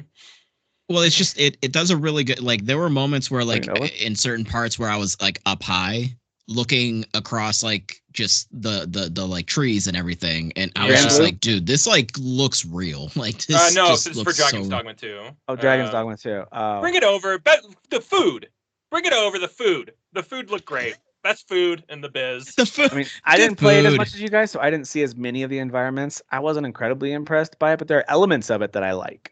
There's a lot of muted color environments, but like like it's straight up like if you just took a screenshot, it'd be like I'm out in the wilderness right now. Like it just like looks completely real. So I like the styles of the towns and stuff like that. Like this is more of a style than it is a. That's fair. Yeah.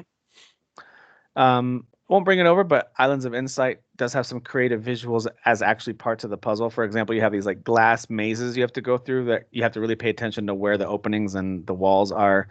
And they do some cool stuff with perspective puzzles where you have to line up a shot that goes through all these rings that are all turned at different angles. So they do some cool stuff with visuals as part of their puzzles with Islands of Insight, which I like a lot.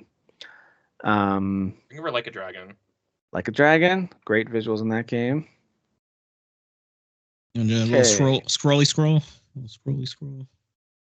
I do love the visuals of mini shoot adventures, but they are pretty samey. They're very simple and they're pretty samey throughout. But they are very cool. They do a good job with it. But I'll leave it there.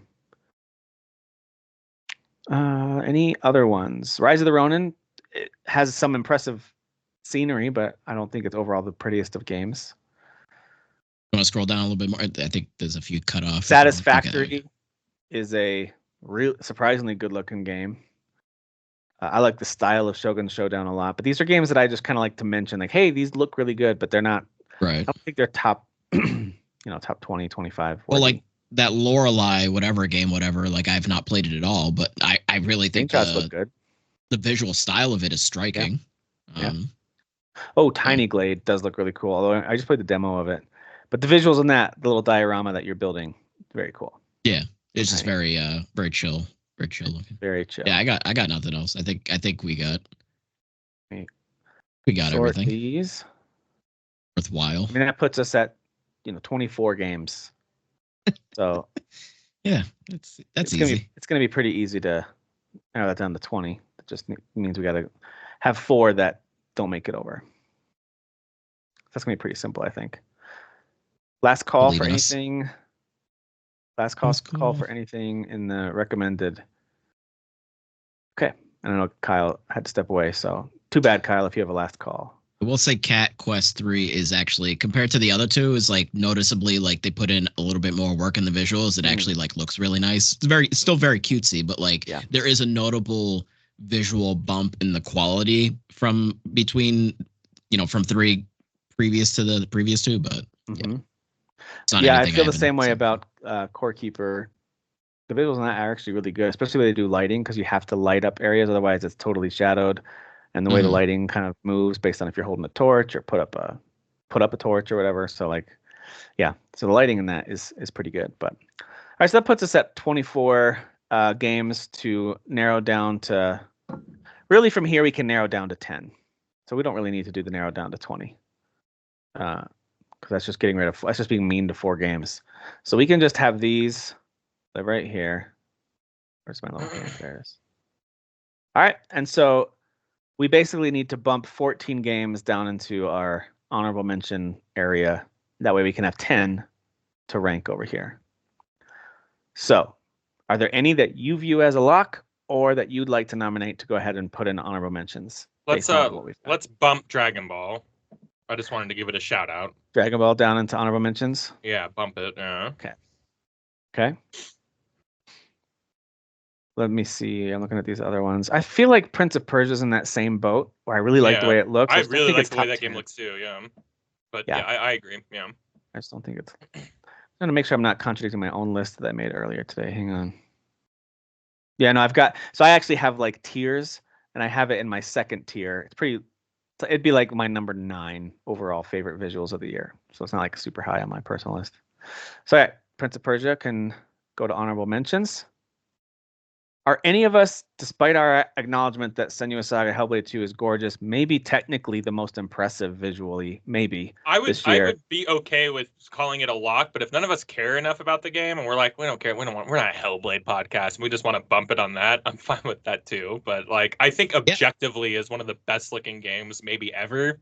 You know? Yeah, it's so impressive. I'm just like, I'm not in a celebratory mood about that game. Yeah, I'm with you. I think that matters. I mean, it is our list after all. You know? True. Yeah. So it's like what we that like. That one's a more maybe. than... Let's see if we've got move it over to like that side. Maybe it's a soft 11th or whatever. Maybe it sneaks on the list if we can, not nail down something or agree on something. Okay. I think that visually, none of us are going to argue that Rebirth belongs on the top 10. I think all of us was never wowed at any point in that game. Of course you weren't. Anything visually. You're such a liar. They didn't give me nothing trippy happened. Weird There's nothing to be wowed about. Yep. Totally agree. It's going back. You know what? It's not even honorable mentions. I'm putting it back on the original list. I'm just saying, like maybe even the older graphics look better than this one. Maybe if you really think about it. Did either one of you get any more time with Neva since we last? I played a little more. That game is so charming, and if it makes the list, I'd be totally happy. So. Okay. I feel like it has to. Same with Gris, whatever. It's just one of those things that these games will go down in history as like art. Yeah. It's like it belongs in a museum. Yeah. Right. Yeah. I've got it in my should be a lock type list as well. So I think Neva is really good looking. All right. Same with Black Myth. Maybe the same with Black Myth Wukong. Then I mean, I think we can all. I haven't even played that game, but I was so ready to play it. But because of the graphics, because of how sharp those trailers were. Yeah, so. I think that goes in the top 10 for sure. It's actually insane to me that game runs as smooth as it does at the frames that it does, and how pretty it is. It's so important for it to run smoothly because of the precise action. Combat that's there. It's insane. It's actually insane. I agree with that. Right, guys, the style of Metaphor, it has to be on best visuals of the year. The style alone and the design, it's got to be over here. Okay. Go ahead, Dan. What were we going to throw out there? Oh, I was just going to throw this just to kind of gauge where we're all at, because we all beat Astrobot, right? Mm-hmm. Yeah. Wait, did you beat it? Did you play it and beat it? I think I'm in the last world. But you played it a lot. Oh, okay. Yeah, I played 90% of it. Yeah. You've seen most of what it has to offer. Yeah. I have it in my this is visually super impressive list. I have it near Prince of Persia. I do think it's very visually impressive. Do I need it to be on our shared list? Not necessarily, especially if there's other deserving ones. But I think that was what I think it's a soft move over. If we can't again, if there's stuff to round out, I think that's a really good candidate, because I think, and just the creativity it took to take all of these properties and then melt it down into this style that this game is producing. That takes a lot of brains, a lot of creative brains. So do you think, Dan? Oh, so for me, I'm trying to, it's the game is sharp, but when I think of I don't know, I'm looking at some of these other ones, and I would I could easily pick 10 over that one, real quick.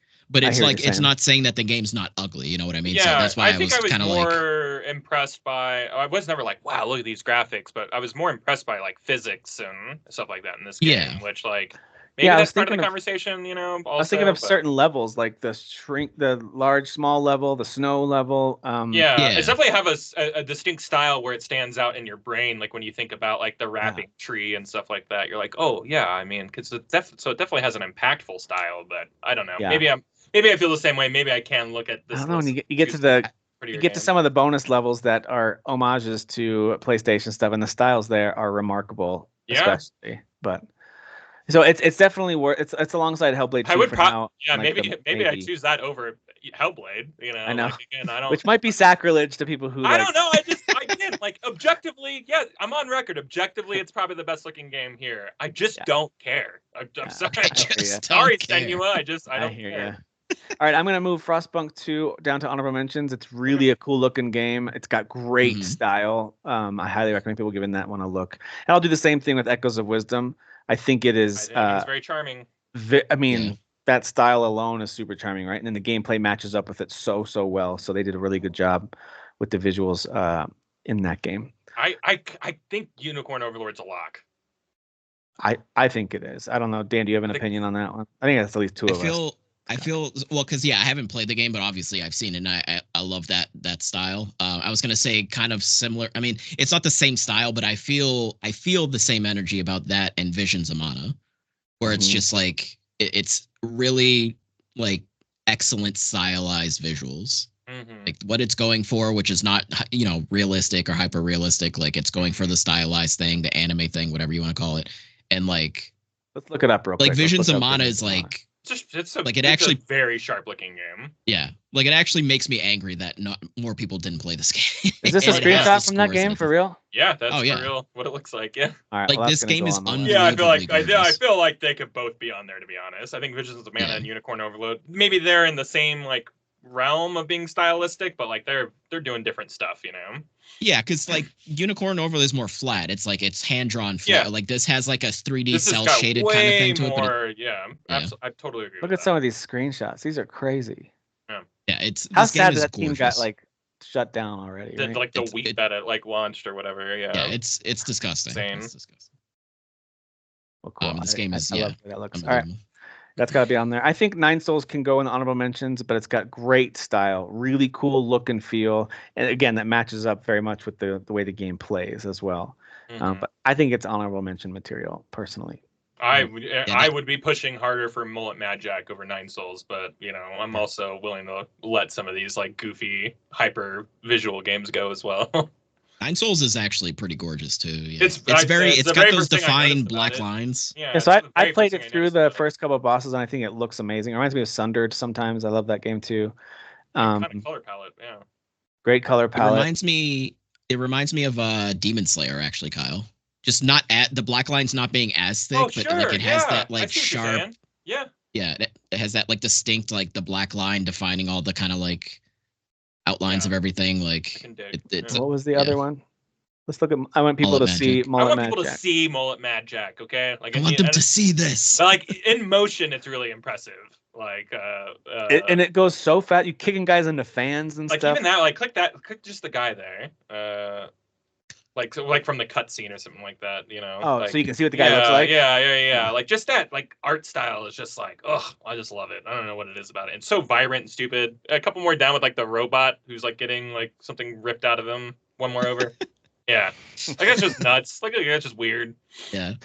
It's also very distinct. It reminds me of like a 3D. It's so the hell Hotline Miami. It's like first person Hotline Miami. Yeah, in terms of like. You actually do execution kills that kind of look like this. Look at that. It's so cool. It's so well done. Here's kicking guy into a thing. I love doing that too. Yeah, me too. Yeah. God, I love this game so much. Look at that one, like he's flipping you off like a couple over. Also, Mullet Mad Jack is just a hilarious name for a video game. Over, flipping you off, while you're killing him. So good. You're knifing his eyeball. He's flipping you off. It's such a vibe, man. Yeah, that game really is. Yeah, I think Mullet Mad Jack it's to me it's right alongside something like Visions of Mana where it's very unique and you're not getting that anywhere else. Yeah. I personally have Indiana Jones ranked really high on my best visuals list, and there's a couple specific reasons why. One is they just nail the three open world areas that you go to, but then there's all these little in between areas. There's an intro. There's two really remarkable areas between area 2 and 3. I don't want to say what they are because it's a bit of a spoiler. I haven't gotten there yet, but like two incredibly distinct visually and gameplay wise areas before you get to the final open world section that I was just like, dude, how does this game look so good? And so I don't want to spoil it because some of the story stuff is just fun to discover for your own and see it for yourself. But I think it also helps that when they do show Indiana Jones's face, which they show a surprising amount of times. For being a first-person game, you still see Indy a lot. Yeah, it's very. I think they nail his expressions. Like it's just like you're watching a movie, Yeah, Yeah, you get to see his expressions, and of course, it helps with the performance from Troy Baker. He just nails it as well. But so I think it's one of the best looking games of the year. I feel like I put it in over like Star Wars Outlaws by a hair. Yeah, I was gonna say like in terms of like the games that look real. So like I'm talking Star Wars Outlaws, Call of Duty, and Indiana Jones. I agree that I think Indiana Jones is the most detailed looking game out of all of them, and also take some chances on some of its stuff. Whereas like Call of Duty, like it looks good because it looks good every year. So then it's fair to say Star Wars Outlaws and Call of Duty, if we put those in honorable mentions, maybe Indy gets bumped over here for now. Yeah, I feel good about that at least. Okay. All right, Dan, are you feeling strongly about any of the ones that remain here? Warhammer is probably my number one, just but I don't know if there's going to be room for that since I'm the only one who played it. Space. This is another one like in motion. Like the particle effects are insane.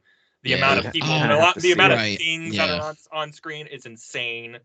Watching your bullets fly out of your gun is insane. Like it's just a pretty game. It's just insane no denying it. How good it looks, in my opinion. Yeah, because I remember seeing the trailers and I was just like, I need to play this. Like, this looks unbelievable. It's so rock and roll, dude. I love it so much. Yeah, I wouldn't have any qualms with this one being on there. Yeah, I was gonna say like I'm not offended by that being on the list, but like you just asked me, what do I feel strongly about? And like Stellar Blade for sure. And then like Plucky Squire, but like totally opposite reasons because that's also one of those like distinct visuals or stylized visuals. You know, the Plucky Squire, and in two different styles too within the game.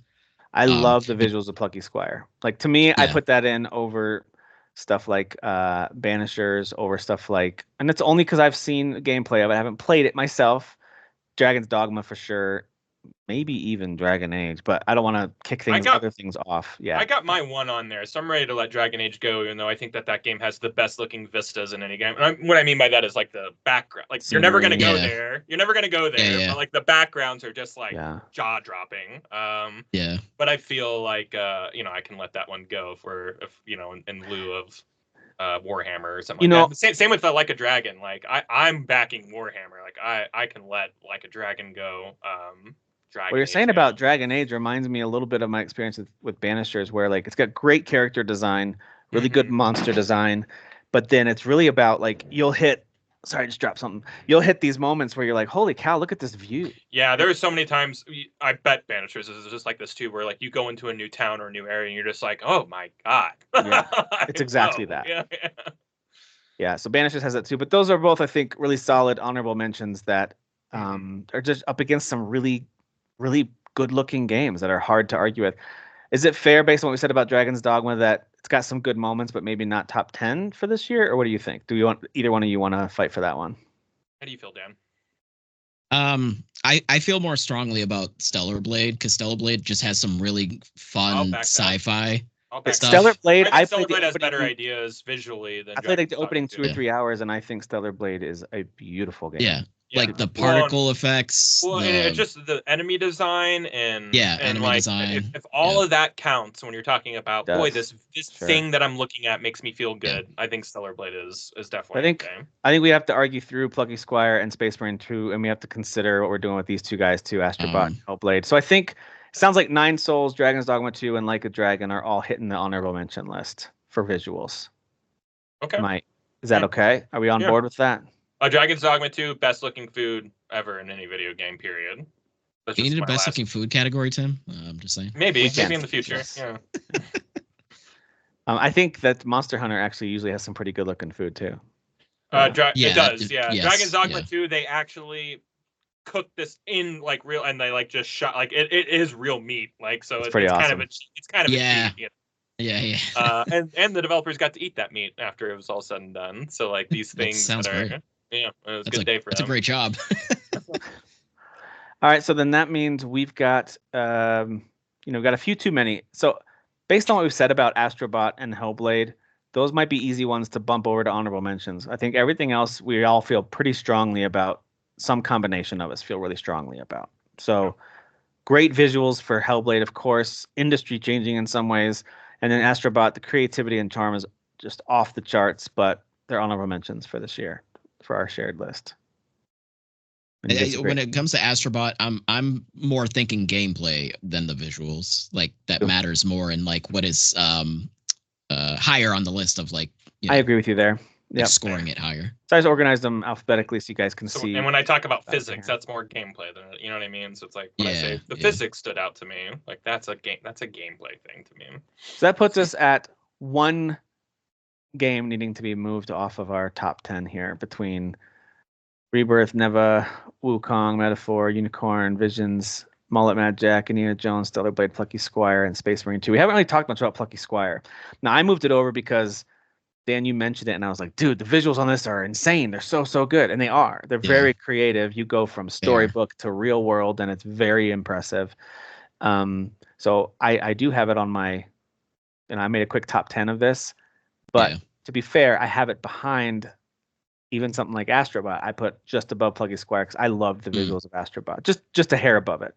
But everything else that's on here, whether you guys are fighting for it or it's something I'm fighting for. So everything from Rebirth is like top of my list, along with Neva, Black Myth Wukong, Unicorn Overlord. I've got all those really high. As far as stylized stuff, like if I'm like I'm picking this one and I'm fighting for it, it would be Visions Amano. Like I feel very strongly about that one. So behind the darling. If I was if I was like to say which of these stylized games do I like more, like even Unicorn Overlord is like that's beautiful. So like I'm not offended by Plucky Squire not being in here, but I guess it would be low on the list if I was making a list. But that game is cool, and again, the two different styles. So it's very different styles. I agree with you. If I had to be nitpicky, I would say, and I know this is more technical than visual, but I will say, especially in that third area of Indiana Jones, is where I'm hitting the most bugs. And whether it's characters doing weird things, and that's not visual, that's technical, but it does kind of take the immersion right out of it as soon as you see an NPC kind of broken. So I've seen a couple of those instances, and a ton. Like you are on a boat mostly moving around that third area, and there's a lot of pop in of like the foliage from the sides of the riverbanks that you're kind of traveling through. And so visually, garbage, unplayable. It's unplayable. 2 out of 10. So and I even tried adjusting my settings. Like, all right, maybe I need to just because I want it to be smooth, and it's okay if it's not crystal clear. But yeah, it was still an issue. I feel like that whole third area between the game breaking bug that a lot of people hit, including myself, as well as just like I feel like that third area just needs some TLC. I hope that they update that majorly. So I don't want to hold that against it too much. But if I had to nitpick to say like, hey, are we getting rid of Plucky Squire? I don't know. The creativity is off the charts with the visuals there. It's so good. May I say, as someone who backed up Indiana Jones to come over as well, and this is like this is me playing devil's advocate. This is not what I truly believe, but like when you're making a game to just look like real life, like what are we doing? Where's the style? Like where's the creativity? Like where's the style? That's coming from a person who loves detailed, hyper-realistic graphics, but like also, like why don't you just go shoot a movie? That's require a lot of effort. Like it's just like so like that would be my devil's advocate like kind of like against it. Yeah. It's like it sounds like y'all like Plucky Squire, but like or maybe like being nice and being like, hey, we get rid of that because Kyle's got 2 games that no one's played on here, or whatever. But like you keep Plucky Squire. That game looks amazing. It does look amazing. I think we dump Mullet Mad Jack or Warhammer. Since I've got like 2 darlings on here. Those are also like unique. That's what's fun too. I played Mullet Mad Jack. Oh, you did. That's right. I'm sorry. Yeah. Okay. Well then, yeah. Great. And Space Marine 2. I just looked at the screen. We looked at the screenshots together. I'm on board with that one being on here. It's amazing looking. Absolutely. So I think Indiana Jones just takes the least chances, and I'm saying that it's such a loaded statement or whatever, just because like there's not an artistic liberty going on here, I will say though, in there especially, I mean, there's so many of these like tombs. Think of it like Tomb Raider, right? Where you're raiding a tomb, so there's these kind of like optional things you can go explore, and there's some that aren't optional, like in the Vatican, deep underground. Some of the visuals down there are really incredible, and that continues in the other areas. Whether you're solving a puzzle using these cogs that are turning and releasing water, that happens a lot in that third area, especially. It gets pretty impressive visually. The lighting is really impressive. I love the idea that you're so deep underground, and unlike other games that are maybe too scared to just make places pitch black or whatever, it's like you really got to use light, and the way that light like flickers off of everything in the environment, this game's a sharp looking game. It is good. And of course, using the torch to be able to see, because it can get dark real quick. Yeah, I don't know. Now I'm second guessing myself. The visuals in that are really good. Dan, what are your thoughts on Plucky Squire visual style? Yeah, I mean, I love the way that game looks. I like the idea of what it is, literally just being in a book which has the very distinct, sharp colors, beautiful colors, very bright with the dark outlines. Yeah. And then you're jumping out into like the real world, and then everything kind of has more of like a 3D look to it. And just like it's all taking place in this kid's room, so like you're this tiny little like warrior dude running around on a desk, like Toy Story style, right? You're the size that you are compared to everything else, like, you know, something that's normal size, like a cup, being all ginormous because you're this like little warrior dude running on a desk. So like the speaking of the desk, Dan, there's really even times where you go into like the side of a mug and like like some of those visuals are so good. Yeah. Oh yeah. And then I feel like the visuals are the first thing everyone notices when they watch the trailer when this game's announced too. I just feel like the identity of this game is visuals. It's the visuals. The gameplay is pretty fun. It's fine. I just don't think it's amazing. Right. It's the visuals that make it stand out. Yeah. So and like there's like also the mini games, like, or the boss fights where like things are even a little slightly different on top of like the two different styles. Like it's just All right. So I think we can confidently move Indiana Jones into the honorable mentions section, along with a lot of other really pretty games this year. So it's not a matter of these games are ugly. We hate real looking games. That's dude. Harrison Ford would punch us right now. Current gen hates games that look like real life. That's what I'm looking at. I'm looking at this list, and that's what it tells me. You know? Right. Real life is dumb. And when it is, that's what I mean. Yeah, like if you want to see real life, go outside. You know, like.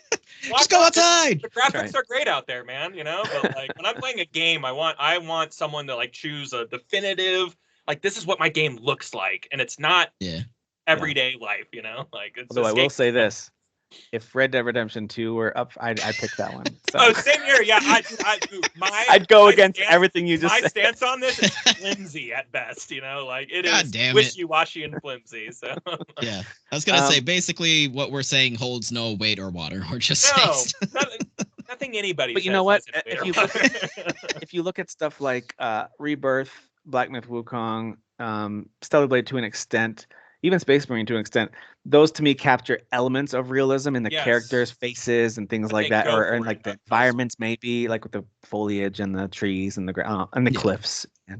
So the cliffs are so good. So I think there's what I like too is, and this isn't necessarily a top goal, but I do like when it ends up having a nice variety of games on any of these lists that we do. And to me, I look at this list, there's a really nice variety of different styles, different art designs, different game types. So I feel pretty good about what's on here. But the honorable mentions, just to give them each one last shout out, of almost making our top 10 for best visuals of the year: Astrobot, Banishers, Call of Duty, Dragon Age, Dragon Ball Sparking, Zero, Dragon's Dogma 2, Frostpunk 2, Indiana Jones, Like a Dragon, Nine Souls, Prince of Persia, Hellblade 2, Star Wars Outlaws, and Echoes of Wisdom. So again, each of those. And Like a Dragon, you fight a giant kraken and a giant shark boss, and they're visually amazing. And if I didn't say something and like you didn't get a little bit excited, you're dead inside. Yeah, okay? No, I'm with you. That sounds amazing. But listen, Kyle, we've been to Hawaii, all right? So like we get it. It's real. Yeah, it's real life. I know it's out there. Those things are out there. Yeah, we've seen it. All right. Well, I think though, now that we're into the ranking phase, that puts Plucky Squire pretty firmly in the bottom half. I don't know where, but in the bottom half. So I'm gonna move up some games that we can start to kind of put in the 6 to 10 range. I think Plucky Squire goes there. I think Mullet Mad Jack and Stellar Blade both go there. I just don't know where yet. Yeah.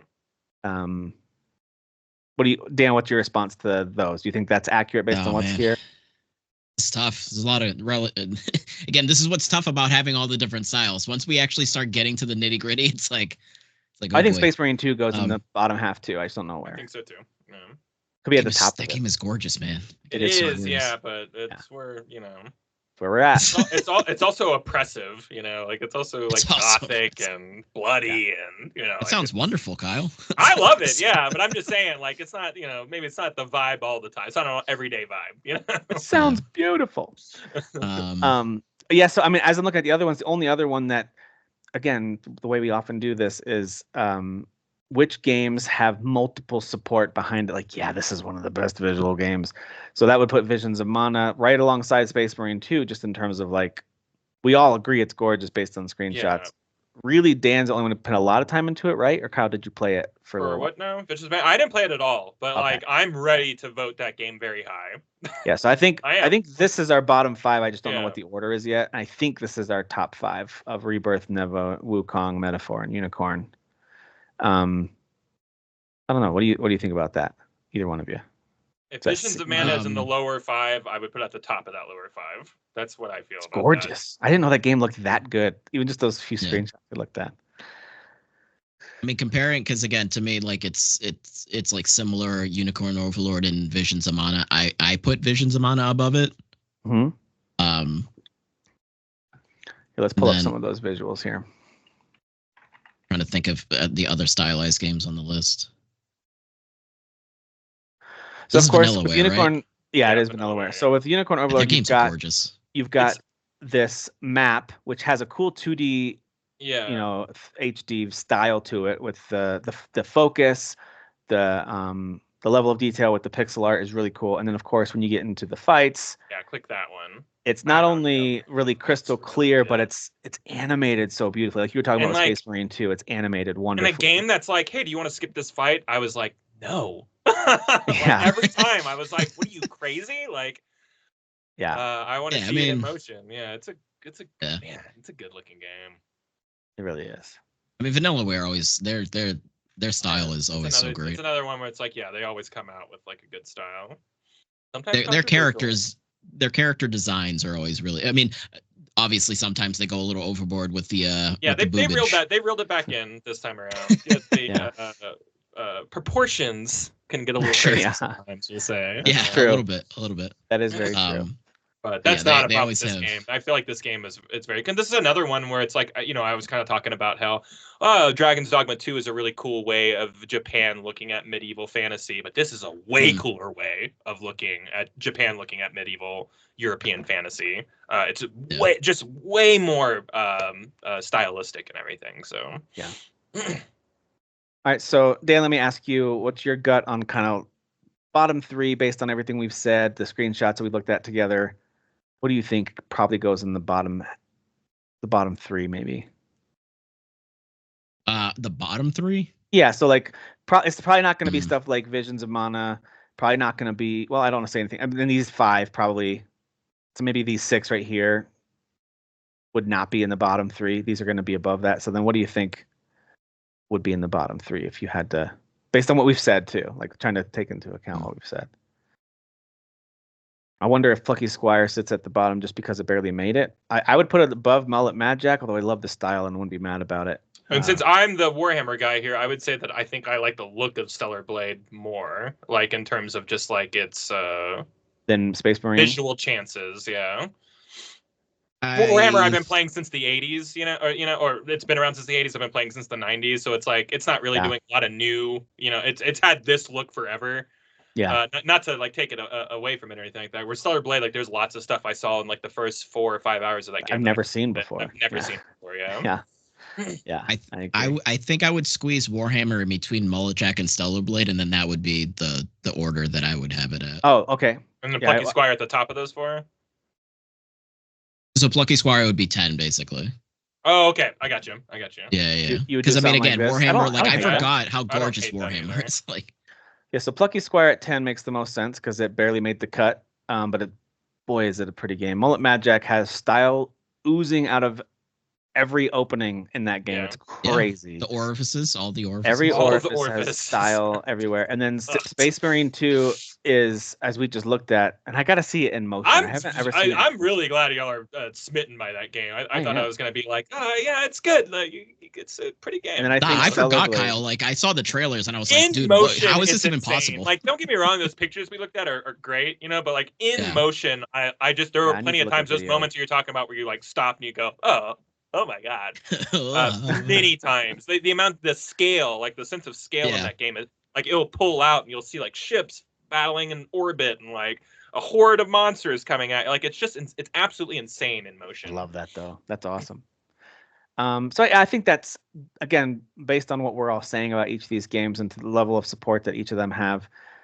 For like, I still feel really strongly about Unicorn Overlord, but I think 5 or 6 is still really great for that game. So yeah, I'm not fine with offended either way. about one being over the other. I Like a personally tie. Visions edges out a little bit for me just because also I think the color palette is more varied. It is more varied, and it's like all the also in colors. 3D, so you're Also in counting for 3D. more. There's more counting for technical more stuff there. assets. Yeah.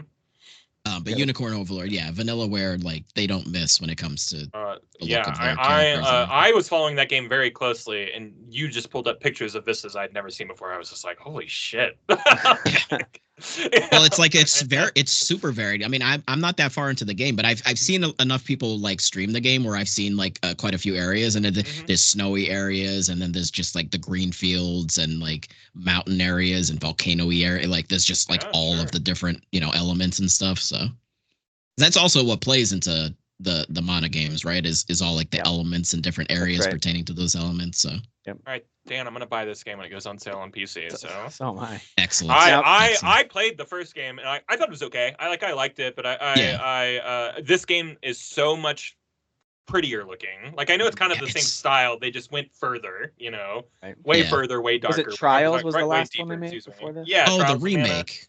Yeah, the remake. Yeah. Like they have similar styles, but this one just really went for it and really went in like what they wanted to show off. So. Yeah, because they were upholden to what because Trials of Mana, I believe, is a remake of Second was it Seiken Densetsu 3? Yep. Yeah. So which is the original back on SNES. So. Yeah.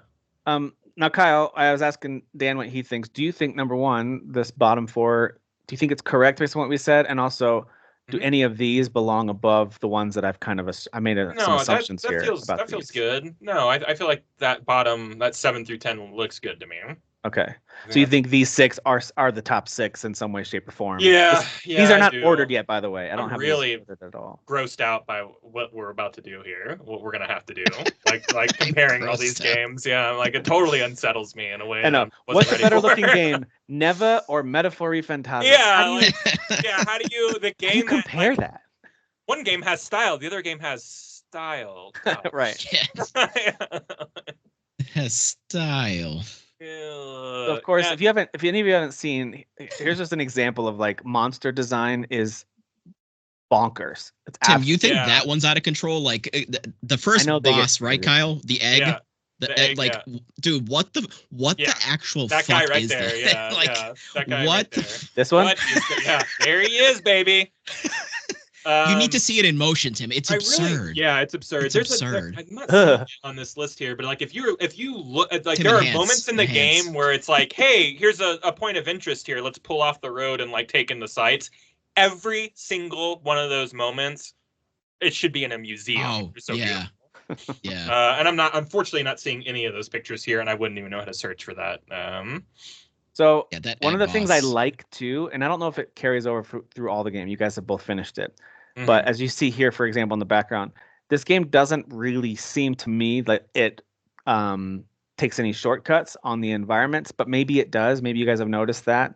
But it seems like it's pretty detailed, even outside maybe of the dungeons get a little samey, like the interiors where it's just like wall. But like you're pulling a nitpick out of me right now. Like I would never like offer that up willingly. I loved the dream-like look of this first city. Yeah, this is the first thing I always talked about was the juxtaposition of the sky looking like a water painting, and then the foreground and everything else looking like the in-game style of the whatever they chose here. Like I love that, and like very cool. As the corruption kind of happens a little more, like those sky vistas just get way more weirder and crazier, and by the end of the game, it's almost like end times are happening, and it's just berserkian levels of like crazy like dark fantasy. Like for 90 hours they keep up a visual style that continues to impress you, because much like Visions of Man or some of these other games, you are going to different parts of the world and they just look different, and like it is impressive just how much they squeezed out of that style. I don't know, animal people. I'm back out now. Never mind. Yeah, anthropomorphic people. We all know I hate that, so I'm out. I mean, further. I mean, even further.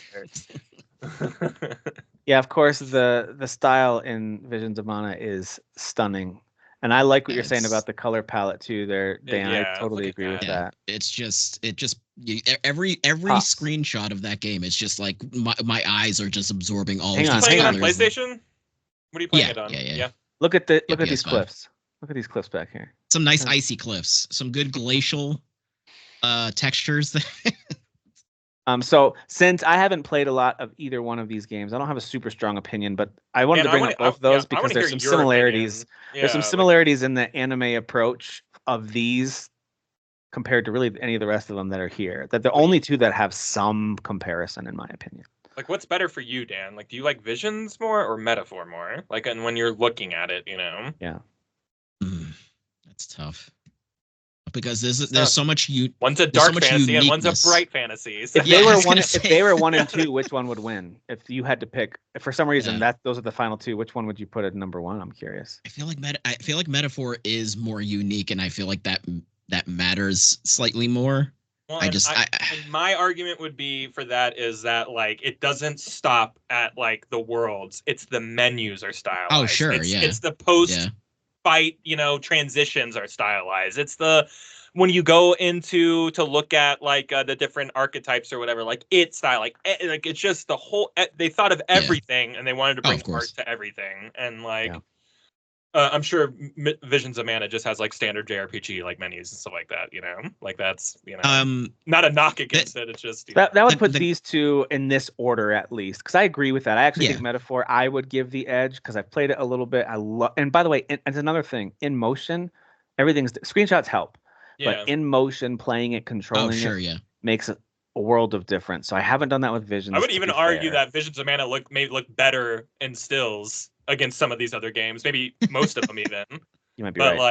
But like speaking of in motion, Black Myth Wukong in motion with the action and the spinning around and the it is stunning looking, in my opinion. Also, tons of bosses in that game, and a lot of I haven't beaten it, but like incredibly distinct, and detailed. For sure. Yeah, I'm fine. Like as far as like Metaphor being above Visions of Mana. Again, at the end of the day, it's just like what's your preference, right? But then again, I'm trying to in my head be like, but Metaphor is more unique. These two, though, like I don't even know that answer. Yeah, I think my gut tells me Visions, just because like I'm an anime nerd, so I love anime, and Visions feels more. Well, I mean, like Metaphor is also very Metaphor anime. might be the most anime game I played this year. Yeah, I love the vibrancy of Visions. I think Visions definitely has it, and again, you're talking about like Visions would be like a Studio Trigger anime, and like Metaphor would be like Mappa or whatever. Like there's different styles. Yeah. Well, Kyle, now that you've had to see them both, where would you put Unicorn compared to these two? I came in ready to put Unicorn over Visions, and I'm pretty oversold on Visions, to be honest. Just from those stills, and like that comes out of like it's hard for me to say that because I think Unicorn Overload is one of the best looking games this year. Yeah. Well, then let's throw Neva in there too, and then we'll get to the Black Myth and Rebirth. Are both let's do that. They're different. They're both like very action heavy with big 3D worlds, so we can compare those two here in a second. But Neva and Unicorn Overlord at least have a 2D element that has some similarities to them, and the fact that it's very clean, very clear, very beautiful, just a side view, right? For the most part. I actually think that the visuals of Neva play a much more important role in the game, and I know we're not talking gameplay, but they do play a much more important role in the game. I think that matters, though, right? If like the story is told through all visuals. Unicorn Overlord is like so much dialogue that if you're not in the mood for it, it can drive you crazy. Well, yeah, and the dialogue is like talking heads. It's like, oh, this my main character guy's talking to big guy. Whereas Neva, like it never like pulls out of itself to like tell its story. So I would give Neva the edge over Unicorn. And then I don't have a strong opinion whether it should pass the next two. I would put it past those next two, but like I didn't play enough of either of them. But I think Unicorn can settle in at 6 based on everything that we're saying, and then we can talk about that feels. I think that feels gross and all right at the same time. I mean, listen, Baldur's Gate, number 5 game. So I hate that you brought that up because we're going to talk about it now. No, I'm kidding. All right. So for Neva, and maybe this is a spoiler or not, I don't know, slight spoiler. It goes through different seasons, so you're also you're also getting that shift in the visuals of like the colors, the color palettes, and different areas, locations. You go to some different crazy locations. Yeah. I'm still early on. I'm gonna finish. I think I'm gonna fit because again I finished Metaphor, so now I need to play something else, and this is a nice palate cleanser because it's a shorter game. But so far of what I played, it's like I'm into the second season, and it's like do you have an area that's different like this? It's Nightmare. It's very shadow based. Oh, not yet, no. So you'll get to some creepy. There's a whole creepy area, and there's a lot of reds in there too. That's like really surprising. Because what was the first season that it starts in? So it's sort of a spring or summer. It was summer, yeah. Because now I'm in fall. Yeah. And then anyway, that's how seasons work, dude. Well, those are seasons. That's how that. When the feathers. For me, just gut reaction, I think it belongs over Visions and the other one. I think it belongs upwards of the ones we've been talking about. Maybe under Metaphor. Maybe we can talk about it. I don't know. I think Neva is probably one of the better looking games this year. I think it's like full blown art. I think it's like one of the few things that you can like point to and just show anybody like that pictures of that, and they'd go, "Oh, that looks good," you know, like. I think it's a very, very, very good looking game. And I'm not offended by that. Maybe it's not as like technical or deep or whatever as some of these other games on here, but like I don't know, man. I think that the graphics are just top notch in that game. Not the graphics, the style, the art visual style. Yeah, I agree. Yeah, I'm not offended by that. I would put it above it, and it's not a knock on Metaphor. It's one of those things. Metaphor is one of those things where it's an uncomfortable style that I have to acknowledge how great it is. But it is uncomfortable. Like some of those designs are like, what the heck? And Neva is the polar opposite of that. Everything looks right, and it's smooth, and it's so pretty. And as you're running across water and see your reflection and see the moon, it's just like, this is gorgeous, and it's how it should look. Metaphor is like, hey, we're gonna put body parts where they shouldn't be, and you're gonna fight it. You know what I mean? Yeah, actually, sometimes, that's some of the bosses are a little nuts, but that's not a knock on it. That's just not at all. But yeah, there is an uncomfortable. They're going for totally different vibes, so I understand. Even comparing them is silly. Like we're about to, so I'm gonna just bump it above it for right now on our kind of mini list. And I did this so we could find where these two live as well in comparison to these three. So Black Myth Wukong and Final Fantasy VII Rebirth. Oh, well, whatever. Let's see if that still brings up the images for us. Okay, so of course we get the cutscenes are gorgeous, obviously in Black Myth Wukong. Yeah. Let me get some extra screenshots. It's the year of the particle. Particles are good in this game. Shout out to particles. All the particles. Shots. Lots of particles. And talk about realistic, like it, and on PC especially, Kyle, with your new PC, like it's Could my PC run this? I think it could. Absolutely. Yeah. That RAM's about to come in. It's about to run everything.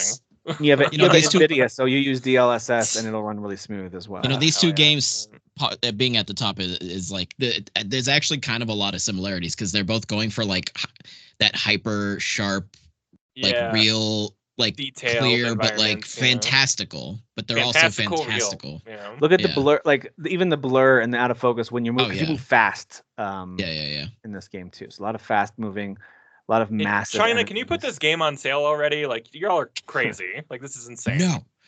Obviously, y'all don't know how the video game industry works. You go on sale 2 weeks later after you come out. Like, that's what you do. Yeah, so I think this one is well deserving of being. For everything I've just said about Neva, I'd still put it above it because I think it encapsulates the technical side of visuals and then the design side beautifully. Whether or not that puts it above Rebirth, we could talk about that here in a second. But what do you guys like? Is your gut for either one of you telling you like, no, I'd rather one or multiple of these be above Black Myth Wukong? Because I don't want to move it up just because, I'm saying this about it. I didn't even play it for that long. Most people say that this is like the best looking game on the market. So like I get the fever of wanting to put it above it. Yeah, I would still put it below Neva, Metaphor, and personally. But I am not gonna fight on that though. Like I feel like if y'all are like, no, this game looks great. I'm like, yeah, I have eyes, I know. Yeah, so I'm happy. No, that's good context. That's good context to have just to add like where I'm coming from. But like it's just I like the styles of Neva and Metaphor. Yeah. But I everybody, I think, unanimously agrees that Black Myth Wukong is one of, if not the best looking game ever. So, well, speaking of good looking games, let's take a look at some screenshots from Rebirth, which, my goodness. Can I bring up maybe like what like in cases of like things that matter and stuff like that? Like how much does like noticeable iconography like matter? You know what I mean? It's like when you see like Cloud rendered like this or Sephiroth rendered like this, you're like, oh my, like we're living a dream right now. Yeah. Like, is that extra points? Like, I mean, they did the thing, right? Like they. Right, that's what it's I mean. Not. Yeah, like it's not full. It's not like literal open world, but like it almost basically is, and it's like they actually did it, guys. Like the realization of like the topography and just how everything is laid out is just so cool. And like on top of that, you have those classic Final Fantasy. You got Moogles and you got Kate Sith. You got all these things that like I know what these things look like, but they've never looked better. Gold Saucer was great. The Gold Saucer is one of my favorite video game. That haunted mansion hotel was so cool. Good, dude. I love everything about the Golden Saucer, and I used to back in the day too, but now it's the coolest it's ever been. Like, well, it's also like laid out better too, I think. Yeah, it is. It is laid out well. Yeah, but like they also like. Because I never cared about Kate Sith in the original one, another character that I just didn't really care about. Yeah. And they actually nailed, like, it works. Like, you see Kate Sith in this game, and you're like, I'm not offended by how he's animating, how he's moving, like what's happening. Also say his like, voice helps. I think the voice actor does a really good job. I like that. But like they actually made Kate Sith work. Like, because everybody was wondering that, how are you gonna make this giant fat Moogle thing and the cat sitting on his head? Like, how are you gonna make that work? And it's like they did that. It works. But again, like you're talking about like iconography that's so iconic, like just the picture of Cloud, Aerith, and Tifa staying together. Maybe that never happened before, but like just the realization of these characters that are so like tried and true, and that they're done so well. Is that worth giving extra points for? I know we're not like giving points out or whatever, but like there's just something to that. And also, I guess you could say the same thing where it's like, well, they already had a blueprint, so they just made something that was already iconic and made it look better. Is that deductions? Like, I mean, they had a blueprint, but like again, like you're talking like a over 20-year-old game back on PS1. Like with Remake, they had a blueprint. When I think about visuals that wowed me in this year, I love or whatever, this looks so good. Yeah, that looks amazing. Like when you're like flying through the live stream at the end of this game and like Sephiroth's like exposition dumping on you and stuff like that. I don't think I've ever seen anything so that whole temple with the different perspectives throughout that final section. Yeah. Oh, that whole part. Yeah, that last fight where like talk about design. Like the design there is beautiful. You're like jumping really realities or something. Like it's just there's so much going on there, and like that's visuals, baby. That's style. Like, well, they get the faces right too, and not every game can do that. Looking at you, Bethesda. Sometimes you can't quite get the faces right, and the eyes look a little dead on the inside. Yeah. They captured facial expression. Little nuances, especially characters like Aerith, who is a very unique character. She's got such positivity to her, but of course she's also heartbroken about stuff that's so like they captured her really well. Cloud, of course, even though yes, I know he's just angsty, but there's a lot to getting him right, and they did a good job, I think, of getting him right. I don't know. But yeah, like we grew up. I think this is the best looking game of the year. So to me, this is number one. I think again, like there's just an iconic nature of its look, not only just its visuals, but the way that they pulled it off and stuff like that. That I think is top to bottom. It's the best. I mean, and it impressed me across all. And when you got to that jungle area, what's it called? I think when we got to the jungle area, when you're jumping around. Yes, thank you. When we got there, I was like, I think I actually said out loud, I was like, this is the best looking game of the year. Like, like hey kids. Yeah, everyone come in here. Everyone come in here. But yeah, pulling out a summon, watching the summon like come out, like that animation. Oh my God. Yeah, but and like the size of the game too. Like I was saying, it's not quite open world, but it's massive area. And like when you think about it too, you can go through like a large portion of the game without even having to load. Yep. You can literally go across those first couple of areas, get on the boat, sail across. I think that's basically would be the only loading, because then you get to like the desert there with Golden Saucer and Gongaga. No, not Gongaga. Costa del Sol. and you're you're going through all these. I love Beach Town. Yeah, but you're going through all these areas, and like really, you could run through you can start at the very beginning of the game and run to the end, and like maybe there's a couple, like 2 load screens. Yeah, like that's insane actually when you think about it. And if they do loading, they do it in clever ways that you don't notice. You know what I mean? Like and this is still Unreal Engine 4. Like they haven't jumped to 5. I love the area under the gold saucer where you can drive around in your little Jeep thing together. Yeah, on your buggy. Your little buggy. Yeah. Like that area was really well made too. So as far as design too of areas, maybe some of it wasn't intuitive for like as an open world to explore, but I can't knock the art design for any of that. That's more of like doing a gameplay design or an open world design, which by the way, it's not even trying to be a true open world. So it's hard for me to even criticize that. But anyway, all that to say, I found, and then when you get to Red 13's area with the kind of those red rock formations. And stuff it's really easy to make like a desert like area like boring, and like that was absolutely, in my opinion, one of the best looking areas in the game. Cosmo Canyon, Cosmo Canyon. Also, kick-ass music, dude. Great music. Oh, absolutely. That area, they took a game that so many of us, myself included, love so much, and again, PS1 video game.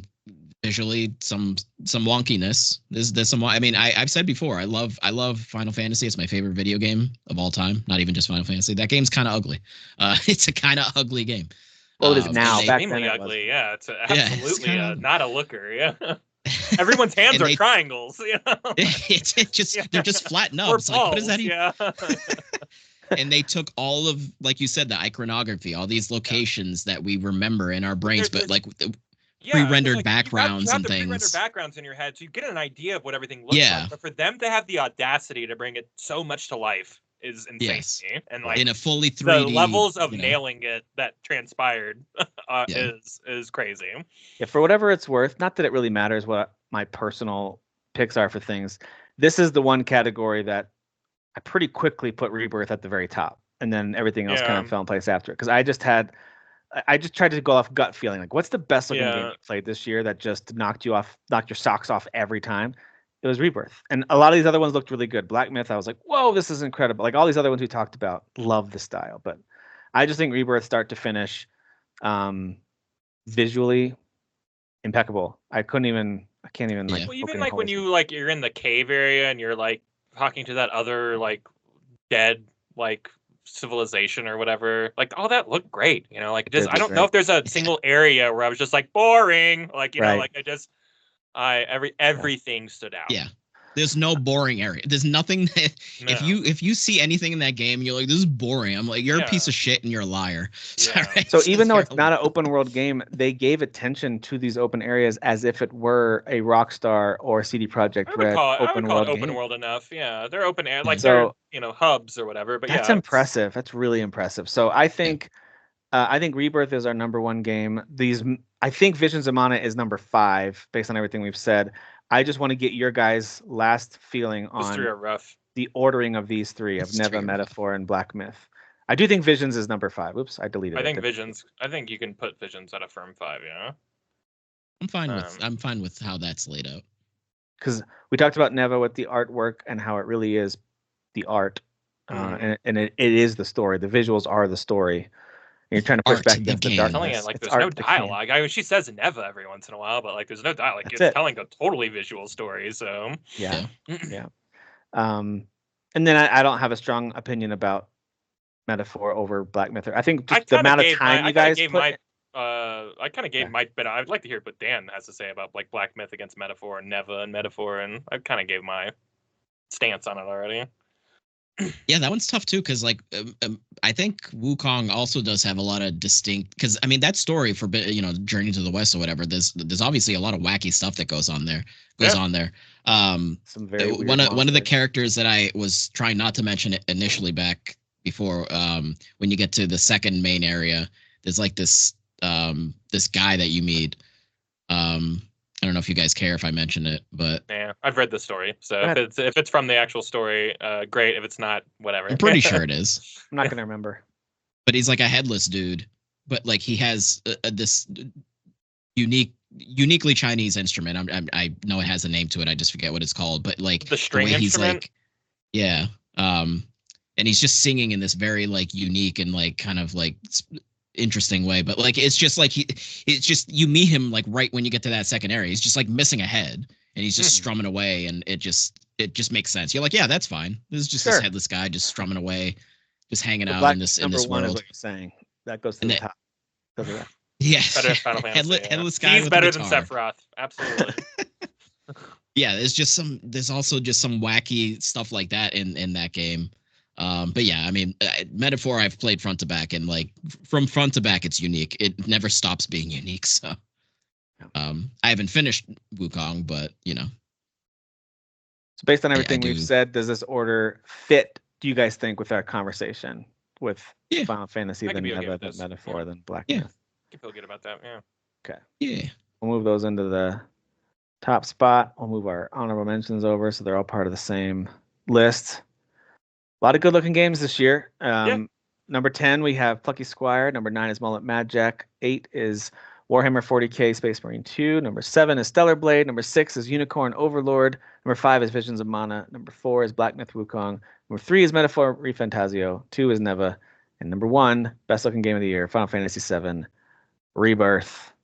Well done. Well done, everybody. We did it.